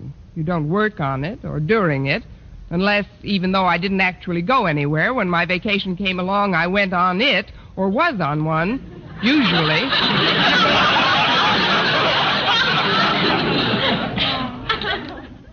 And you wanted to be the head of the English department. Please, Osgood, this is no time to talk of school affairs. We're here to spend part of our holiday with Miss Brooks. It was very nice of you to think about me, Mrs. Conklin. It was nice of all of you. Where are Walter and Harriet? Denton, get my daughter away from that mistletoe at once. But, Mr. Conklin, Harriet isn't allergic to mistletoe. No, but I'm allergic to you. Harriet's almost irresistible sometimes, especially alongside of older women like Mrs. Conklin and Miss Brooks. Saved by the bell. I'll get it. Why, Mr. Boynton, come in. Oh, thanks, Miss Brooks. I thought you were going upstate to see your folks. Well, I was, but they sent me a wire that they wanted to come down here for a week or so. They'll arrive in the morning, so I thought I'd drop this little gift off for you tonight. Oh, but you shouldn't have. Where is it? Let's just put it under the tree in the living room. Look who's here, everybody. Well, it's Mr. Boynton. Hi there, Mr. B. This is nice. Hello, Boynton. Hello, folks. This is beginning to get more like Christmas Eve every minute. Sit down, Mr. Boynton. I'm certainly glad your folks decided to visit you instead of vice versa. Oh, so am I. There's a particularly good reason why I'm glad. There is? Well, yes. It gives me a chance to see how my guinea pigs are affected by this cold snap. So far, they haven't reacted at all. What do you expect them to do, blow on their paws? Miss Brooks, have you pointed out the mistletoe to Mr. Boynton? Oh, why don't you stop that nonsense, Martha? It isn't nonsense. Mr. Boynton, look at the mistletoe. Mistletoe? Oh, yes. A very interesting example of the flora found in various areas throughout the globe. An evergreen parasitic shrub, it is indigenous to the regions where apple trees and oaks abound. Now that the lecture is over, may we ask questions? Oh, certainly, Miss Brooks. Want to stand under it? Stand under it? Well, you see, because of certain characteristics in its makeup, an allergy is sometimes aggravated by its presence. I'll take a chance if you will. Come on, Mr. Boynton. Yeah, come on, Mr. Boynton. Just bring him over to this wall here. I'll get under it if you like. Well, don't just stand there. Can't you see Miss Brooks is cooking? Well, don't fuss for me. I couldn't eat a thing. Mr. Boynton, don't Don't you know what standing under the mistletoe signifies? I know what it signifies to most people, but to me it's just...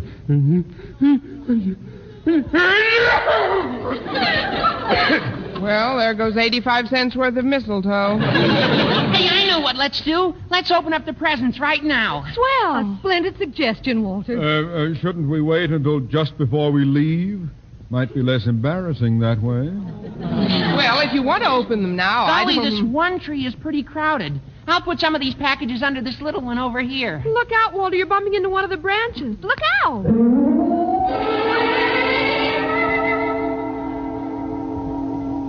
Gosh, I got the funniest feeling when I touched that branch. What kind of a feeling, Walter? Well, you're Harriet Conklin, aren't you? Well, sure, I'm Harriet Conklin. Walter, what's the matter with you? Nothing. Nothing's the matter with me. It's just that I want to tell you something. Harriet, you've got to change. You ought to try to be more like Miss Brooks. What do you mean, Walter? If you want me to stay interested in you, you've got to be more alluring, youthful, glamorous, feminine in that real feline Brooks way. Walter, have you been drinking pine needles, too? Look at that tree. It seems to be glowing. What do you mean, glowing? Just a reflection from the streetlights. This party is giving me the memes. Holidays, indeed. Here, I'll just move the tree where it won't glisten in our eyes. There we go.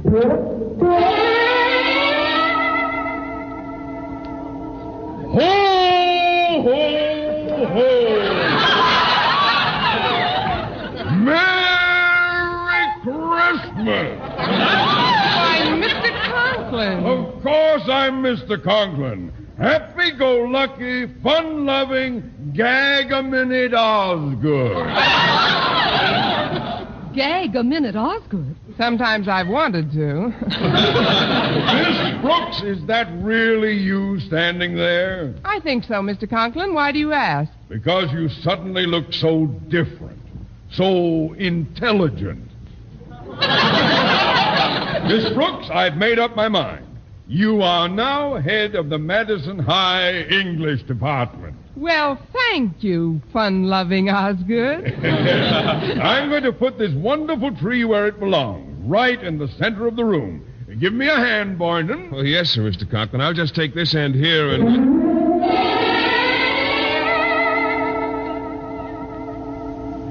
Miss Brooks. Yes, Mr. Boynton? Come here, baby.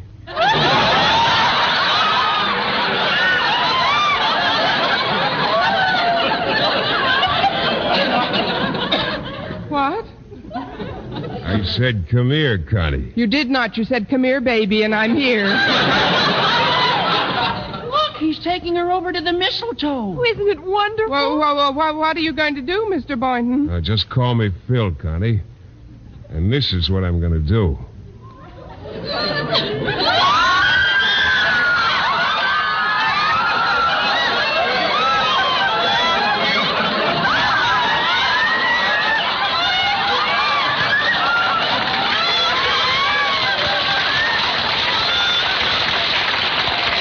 Connie, how does that make you feel?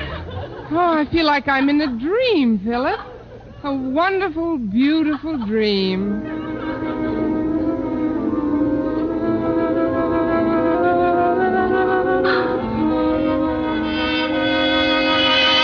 Well, what's that?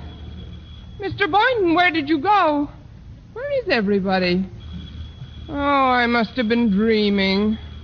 Well, that's real enough. I'll be right there. Oh, sorry, Minerva. I didn't mean to drop you.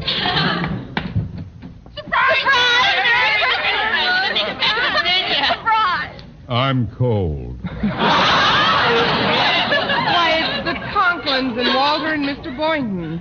But you all just left. Come in.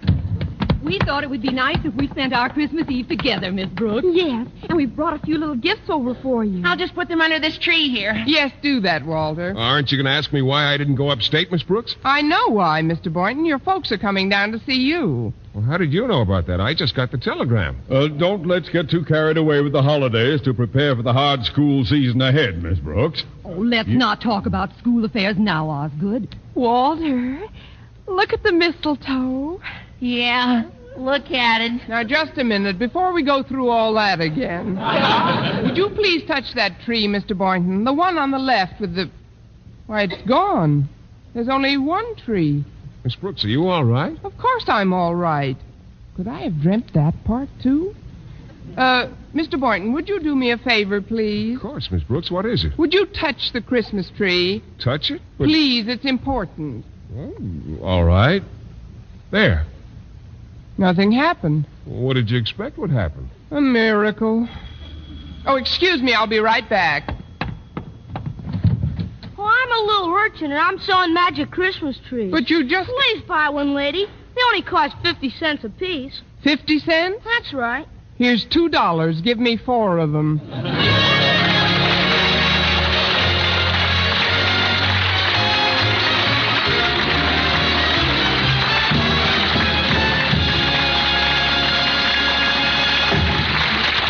Once again, here is Eve Arden. All over the studio here, there are happy signs of Christmas. Bits of red and green, holly, and some imaginative person even hung some mistletoe in the control room. Must remember to drop in there after the show. But the Christmas spirit is even more evident in the faces of our cast. Together with our sponsor, the Colgate Palmolive Peat Company, makers of Colgate Dental Cream, Luster Cream Shampoo, and Palmolive Shaving Creams, we join in wishing you a Merry Christmas.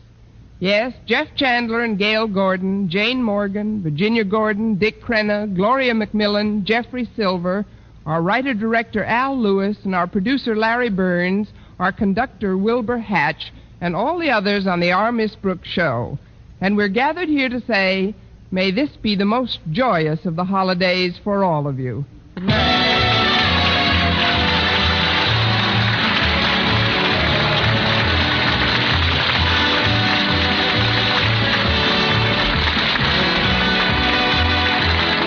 For mystery liberally sprinkled with laughs, listen to Mr. and Mrs. North, the exciting, fun-packed adventures of an amateur detective and his beautiful wife.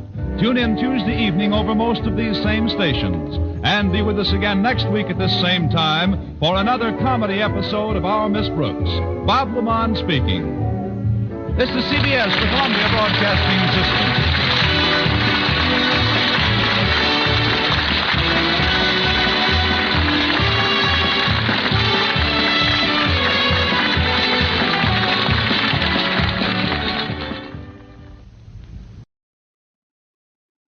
Colgate Dental Cream to clean your breath while you clean your teeth and help stop tooth decay. And Luster Cream Shampoo for soft, glamorous, caressable hair bring you Our Miss Brooks, starring Eve Arden.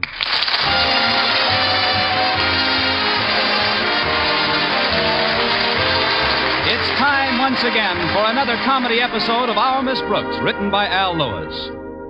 Well, as some of you may remember, last night was New Year's Eve. Well, like everyone else, our Miss Brooks, who teaches English at Madison High School, had looked forward to celebrating with considerable anticipation. But as the poet Robert Burns put it, the best laid plans of mice and men gang aft agley. I don't know about the men, but I'm certainly one of the mice Robbie had in mind, because last night somebody really ganged up on my gley. Everything started off normally enough Saturday morning as I joined my landlady at the breakfast table. Here, Connie, here's some tomato juice. It'll do you good, dear. What is this, a down payment on tomorrow morning? Oh, you won't need any tomorrow. Not if you come to my party tonight. What kind of a party are you having, Mrs. Davis? Very quiet, Connie. I've just asked some of the neighbors in to listen to the radio and maybe dance a bit. It'll be a nice, relaxed evening. Of course, I am having some help with the refreshments. Who's helping you? Barney, the bartender from Mulligan's Saloon. That should lead to a very relaxed evening, earlier than you think. Oh, he's not going to serve any whiskey. You see, ever since he's been working for Mr. Mulligan, Barney's insisted on having New Year's Eve off. Why is that? He can't stand drunks. Barney likes nothing better than to drop over here and make us a little friendly bowl of punch.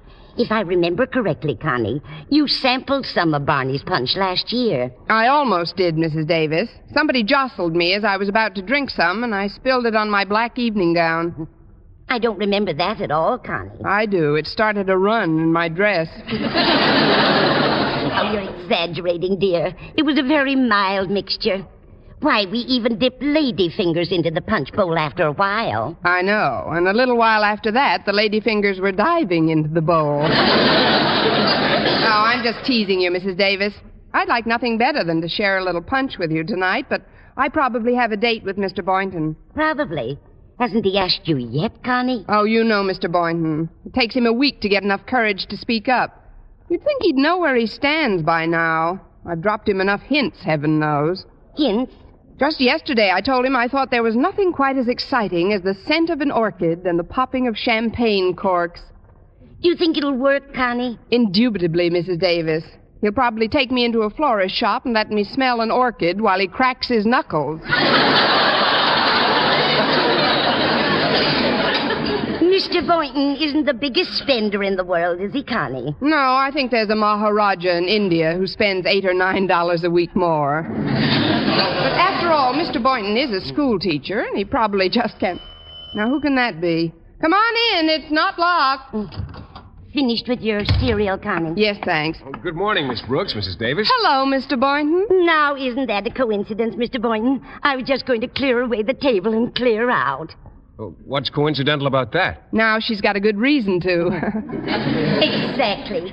See you later, folks. Take your time, dear.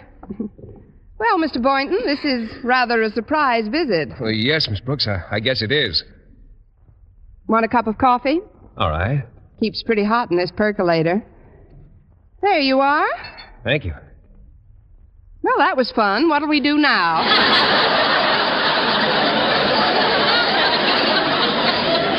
Well, tonight, as you know, is New Year's Eve, Miss Brooks. Yes, I know. It's the one night in the year I believe in celebrating. You see, the only fun a bachelor can have, especially a bachelor school teacher, is to really let go once in a while. Might also be fun to hold on once in a while. Don't look so shocked. I'll withdraw the statement. Strike that from the record, clerk. The one thing I'm so grateful for, Miss Brooks, is that our relationship has always been completely honest and above board. I can talk to you straight from the shoulder. You certainly can, Mr. Boynton. I don't have to beat around the bush. No, you don't. I can come right to the point without stalling. I hear you talking. I don't have to mask my real intentions with a lot of pseudo-diplomacy. Never no pseudo-diplomacy. Well, what I'm trying to say, Miss Brooks, is that, well, several weeks ago, I promised to attend the Biologist Club New Year's Eve party at the Club Jamboree tonight. Oh, that sounds like a lot of fun, Mr. Boynton. Well, I'm sure it will be. But the ticket cost $5, Miss Brooks, and, well, I only had enough for the one when I bought it. And, well, since then, I've had some unexpected holiday expenses and just haven't been able to afford another one. Of course, I'd love to ask you to join me tonight, but I couldn't very well invite you to pay for your own ticket, could I? You could, but I couldn't. Pay for it, I mean. I've had some holiday expenses of my own, Mr. Boynton. 2 whole weeks of eating. Well, I'm terribly sorry we won't be together, Miss Brooks. As a matter of fact, I suspected you were just as broke as I am. That's why I came over to see you now. What do you mean, Mr. Boynton? Happy New Year, Miss Brooks. Same to you, Mr. Boynton. And thank you for a lovely morning. That's all right, Miss Brooks. Now let's sing 2 choruses of Old Lang Syne, and this'll be the earliest I've ever folded on New Year's Eve. Please don't be annoyed, Miss Brooks. I'll be thinking about you tonight. From the minute I sit down in that nightclub and pick up my noisemaker. Well, thanks, Mr. Boynton.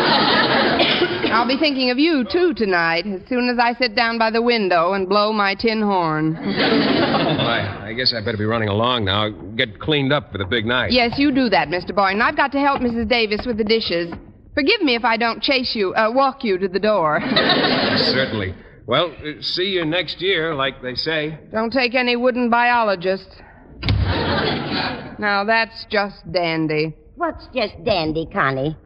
Oh, where'd Mr. Boynton go? Home to rest. Oh, we've got a big night ahead of us, eh? We've got a big night ahead of him. Mr. Boynton is going to the biologist party alone, Mrs. Davis. Alone? But why, Connie? He just can't afford to take me with him. The tickets are $5 a copy. Now, if I had $5, I could... Mrs. Davis. I'd be happy to, Connie. You would? Of course, but I haven't got a quarter. I spent my entire budget for this week on tonight's party. Oh, well, thanks just the same, Mrs. Davis. No sense in worrying about it, I guess. New Year's Eve is just another night. Maybe that's Mr. Boynton again. I'll finish up in the kitchen, Connie. Come on in. The door is still open. Ah, good morning, Miss Brooks. Mr. Conklin, what fortuitous circumstance brings Madison's esteemed principal to the humble abode of a lowly faculty member? You've seen your share of Charlie Chan movies, haven't you?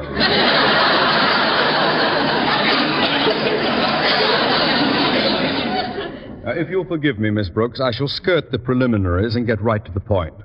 Firstly, Mrs. Conklin is visiting her sister, who has a touch of rheumatism in Philadelphia. That's a bad place to get it.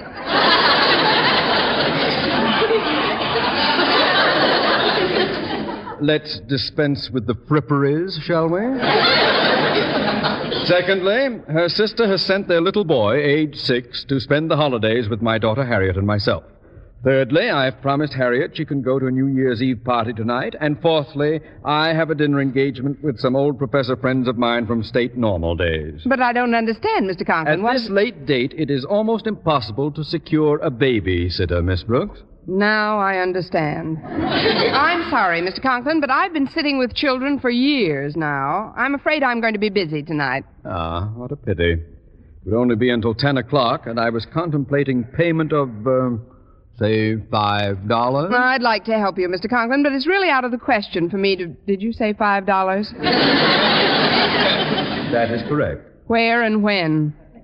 7:30, my home. I'll be there, Mr. Conklin. Thank you, Miss Brooks. Thank you very much. Don't bother seeing me to the door. I know the way.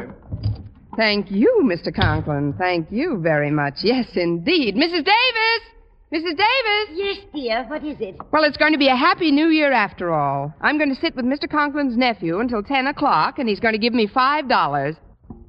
He must be quite a well-to-do little boy.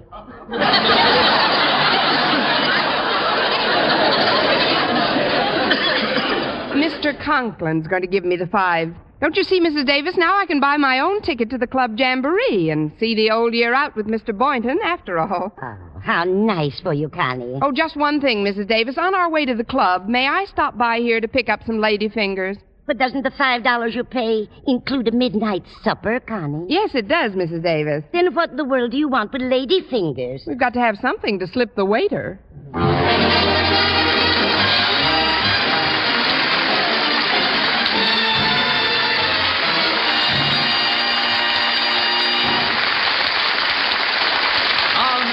Starring Eve Arden will continue in just a moment. But first, here is Vern Smith. Now, proof that brushing teeth right after eating with Colgate Dental Cream helps stop tooth decay before it starts. Continuous research, hundreds of case histories, makes this the most conclusive proof in all dentifrice research on tooth decay. Eminent dental authorities supervised hundreds of college men and women for over 2 years.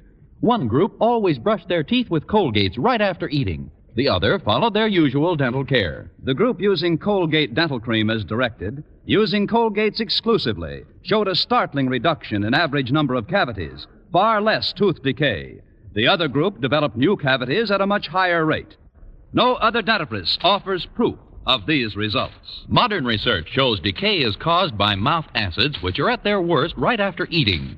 Brushing teeth with Colgates as directed helps remove acids before they harm enamel.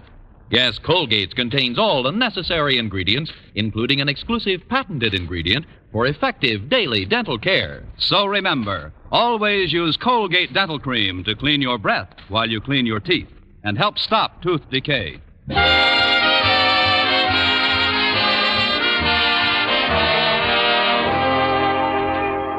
Well, I phoned Mr. Boynton and asked him to meet me at Mr. Conklin's home at 10 that evening. At 9:30, I was still trying to get little Stevie into bed. Now listen, Stevie, it's getting awfully late. Just when do you propose to go to sleep? Well, as soon as I get another glass of water. But I've given you 3 glasses of water in the last half hour. What do you do with them? I drank 2 and gave 1 to my animals. See? Uncle Osgood bought me these toys for Christmas. They're very nice. Now get into bed, please. Well, first tuck my lion in the bed. All right. There, your lion's in bed. Now my tiger. Okay, your tiger's in. Now put my Black Panther in. Right, the Black Panther's tucked in. Now I'll just tuck... Stevie, why aren't you getting into the bed? Who do you think I am, Clyde Beatty?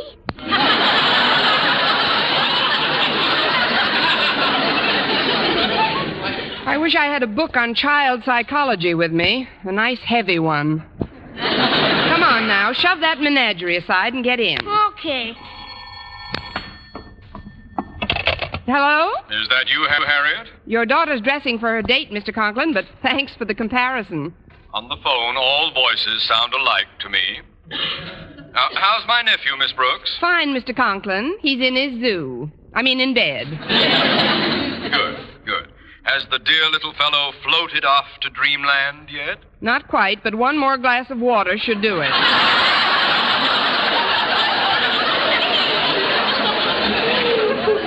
There hasn't been any change in plan, has there, Mr. Conklin? Why, no, Miss Brooks. Then I can expect you in about half an hour? I'm afraid it'll be considerably longer than a half hour, Miss Brooks. I'm staying over with some friends. But you said you'd be back at 10. That's right. I'll be back at 10 a.m. Oh, but Mr. Conklin... Awfully nice of you to do this for me, Miss Brooks. Good night and a happy New Year to you. Oh, this is terrible. Harriet! Oh, Harriet! Yes, Miss Brooks? Your dad just called and told me he won't be home until tomorrow morning. I know. He's staying with some old friends of his. From Normal. There's nothing normal about it. When I agreed to act as Stevie's sitter, I thought your father would be back at 10 tonight. I have a date at that time with Mr. Boynton. Oh, that's a shame, Miss Brooks. Maybe I could call your dad back so we could make some other arrangement. Do you know where these friends of his live? No, I don't. But don't get panicky. We'll think of something as soon as I finish dressing. Oh, that must be Walter Denton. Will you let him in, please? I'll just be seconds finishing up. All right, Harriet. Coming. Miss Brooks, I want a glass of water. Quiet, Stevie. Darn kid. If it weren't for him, I could go... Take it easy. I'm coming. Happy New Year, Miss Brooks.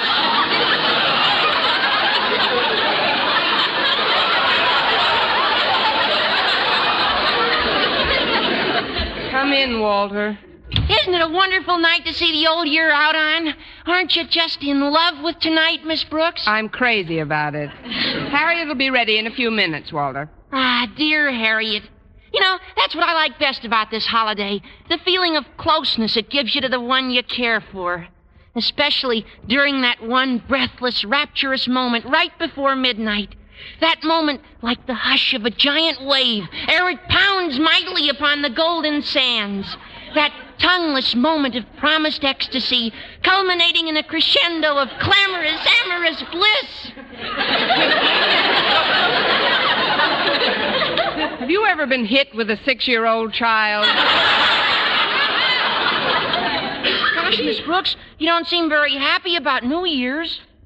Haven't you got a date with Mr. Boynton? That's just the trouble, Walter. I have. But I also have a date to sit here with Mr. Conklin's nephew, Stevie, until Uncle returns in the morning. It was all a misunderstanding, mostly on my part. Gee, that's a tough break, Miss Brooks. Isn't there any way out for you? I know. Maybe you could hire a babysitter to sit in your place. Of course, it couldn't be just any ordinary person. It would have to be a very special kind of sitter to fill your shoes.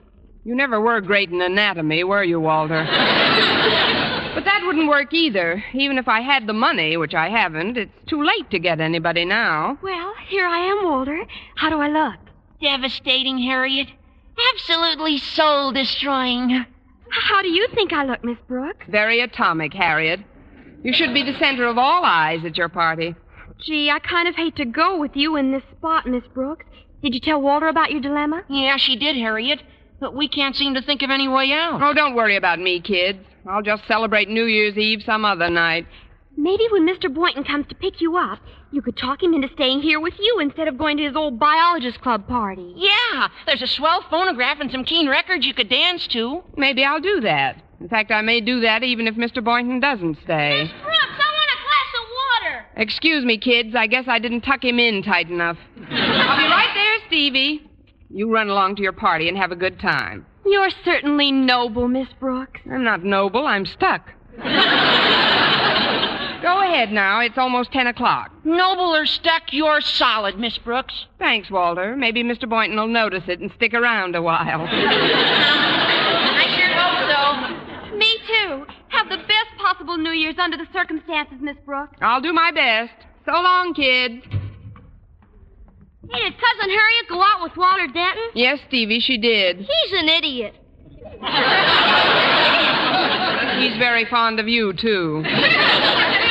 Here's your water. Oh, thanks. Hey, could I also have an ice cream cone? No, Stevie, no ice cream cones at this hour. With a pickle in it? That's different. You've got to have your vitamins. No, I'm just fooling. You've eaten quite enough for one night. Are there any pickles in the house? No, but I'd gladly let you have the one I'm in. Well, here's my glass. Hey, better leave it near the pitcher. I might get hungry again. Thirsty. Oh, that's Mr. Boynton. Now, you put your little head down and dream you're a battleship. Okay. Night, Miss Brooks. Good night, Stevie. I'll be right there. Oh, come in, Mr. Boynton. My, but you look handsome tonight. Oh, thanks, Miss Brooks. You look quite handsome yourself. I'm glad to see you already. I'm just raring to go. Well, unrare yourself, Mr. Boynton. I'm afraid I can't go with you tonight.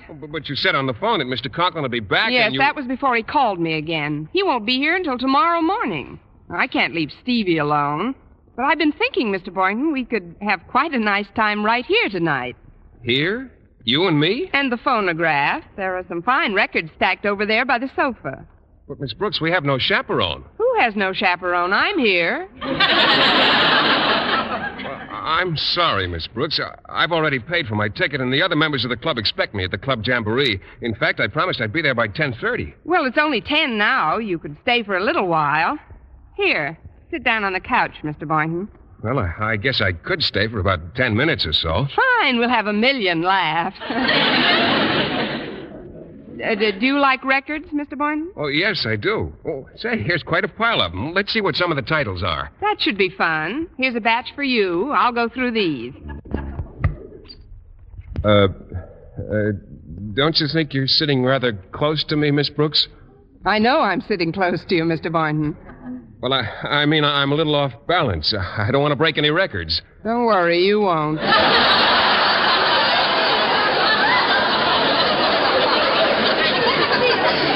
Oh, say, here's a great old number.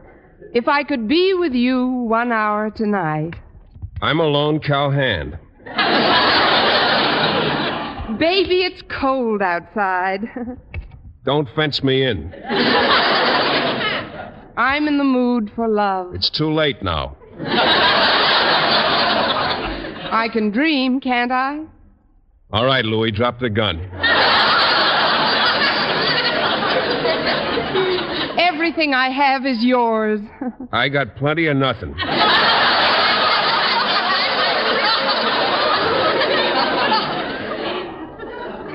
Drink to me only with thine eyes. I want a glass of water. Quiet, Stevie. You've had all the water you're going to get. Now go to sleep. Okay. Don't get petulant. Maybe you should let him have it, Miss Brooks. I'd love to let him have it.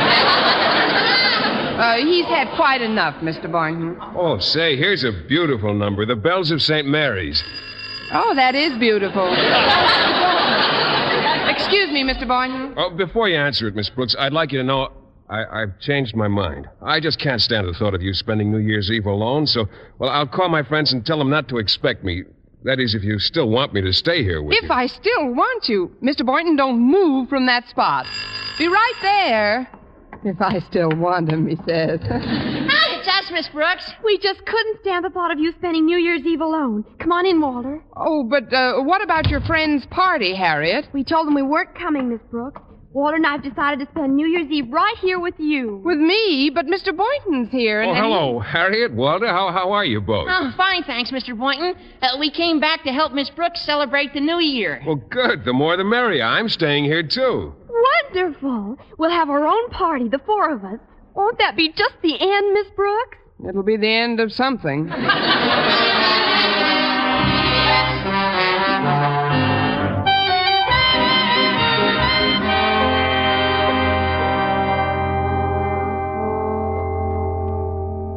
Well, I've certainly had a good time so far. So have I, drinking Cokes and playing records. Oh, it has been rather exciting at that. Don't you think so, Miss Brooks? Thrilling.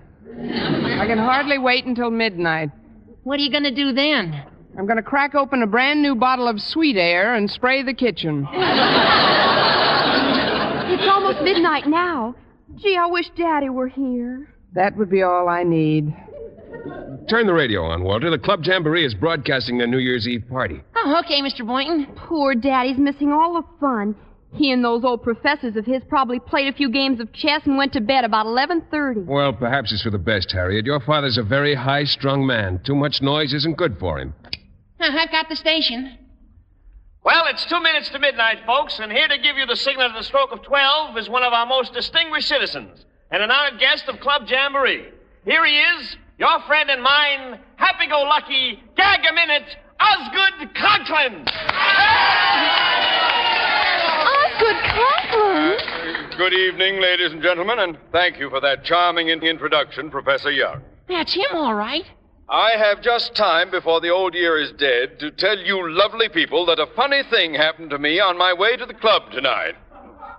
A panhandler stopped me outside the door and said, "Mister, I haven't had a bite all week." So I bit him.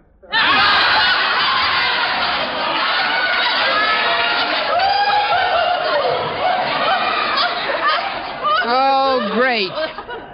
Madison's next principal will probably be Milton Berle. Now, when I give you the signal, let's get those noisemakers going and really let her rip. There are only 5 seconds to go. 4, 3, 2, 1.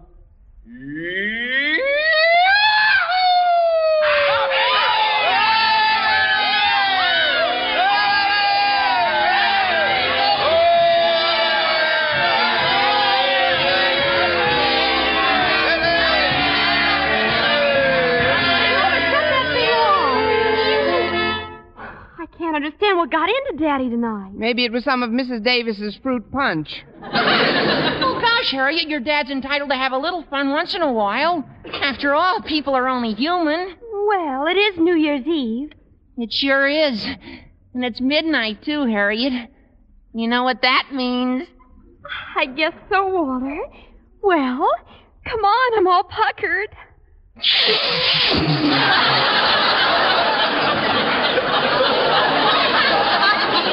Well, here goes, Harriet. Mr. Boynton, do you see the work that's going on in the next yard? Yes, I do, Miss Brooks. Although I must admit I'm a rather diffident person most of the time, I feel that this being New Year's Eve, I can take a certain liberty. Liberty? You can take shore leave. Well,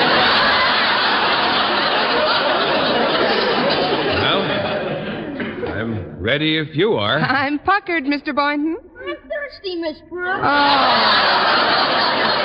Well, that's done it. If you'll forgive me, Mr. Boynton, I'm going to pour 3 glasses of water. 3? But who are the extra 2 for? You and me. We might as well be loaded as the way we are.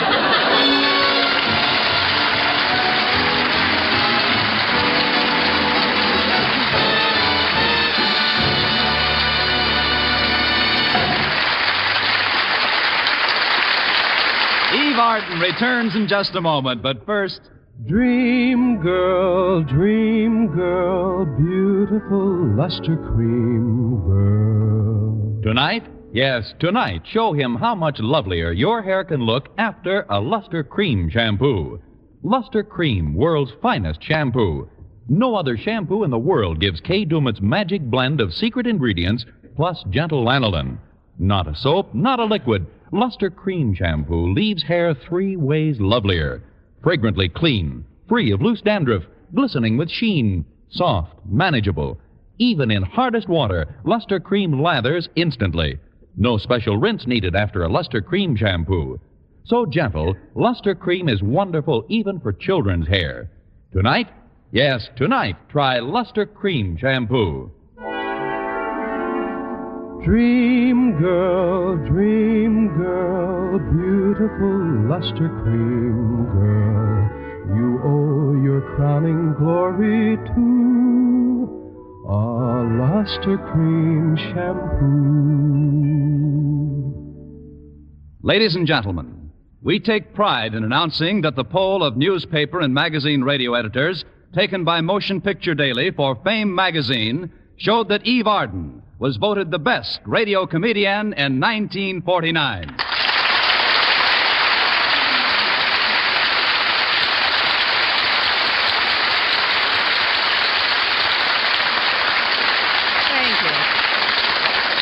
My sincere thanks to the radio editors, Motion Picture Daily, and Fame magazine, and to every school teacher and pupil, as well as their parents and friends, a very happy New Year. Good night.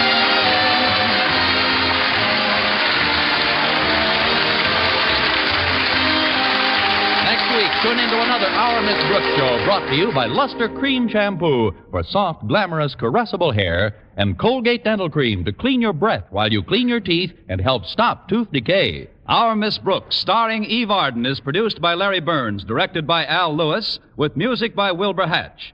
Mr. Boynton is played by Jeff Chandler, Mr. Conklin by Gail Gordon. Others in tonight's cast were Jane Morgan, Dick Crenna, Gloria McMillan, and Jeff Silver.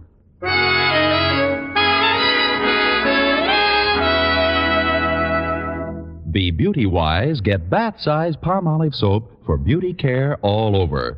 Yes, for your tub or shower, enjoy the same glorious beauty lather that millions of women have found so wonderful in bringing lovelier complexions in just 14 days. Simply buy the big, thrifty, long-lasting bath-size Palmolive.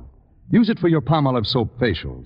Enjoy its oceans of creamy, beautifying lather in your tub or shower. And say, men love it, too. So let the whole family enjoy bath-size Palmolive. Yes, be beauty-wise. Get bath-size Palmolive soap today.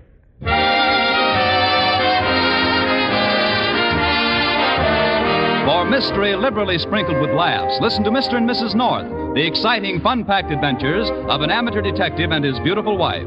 Tune in Tuesday evening over most of these same stations. And be with us again next week at this same time for another comedy episode of Our Miss Brooks. Bob Lamont speaking. This is CBS, the Columbia Broadcasting System.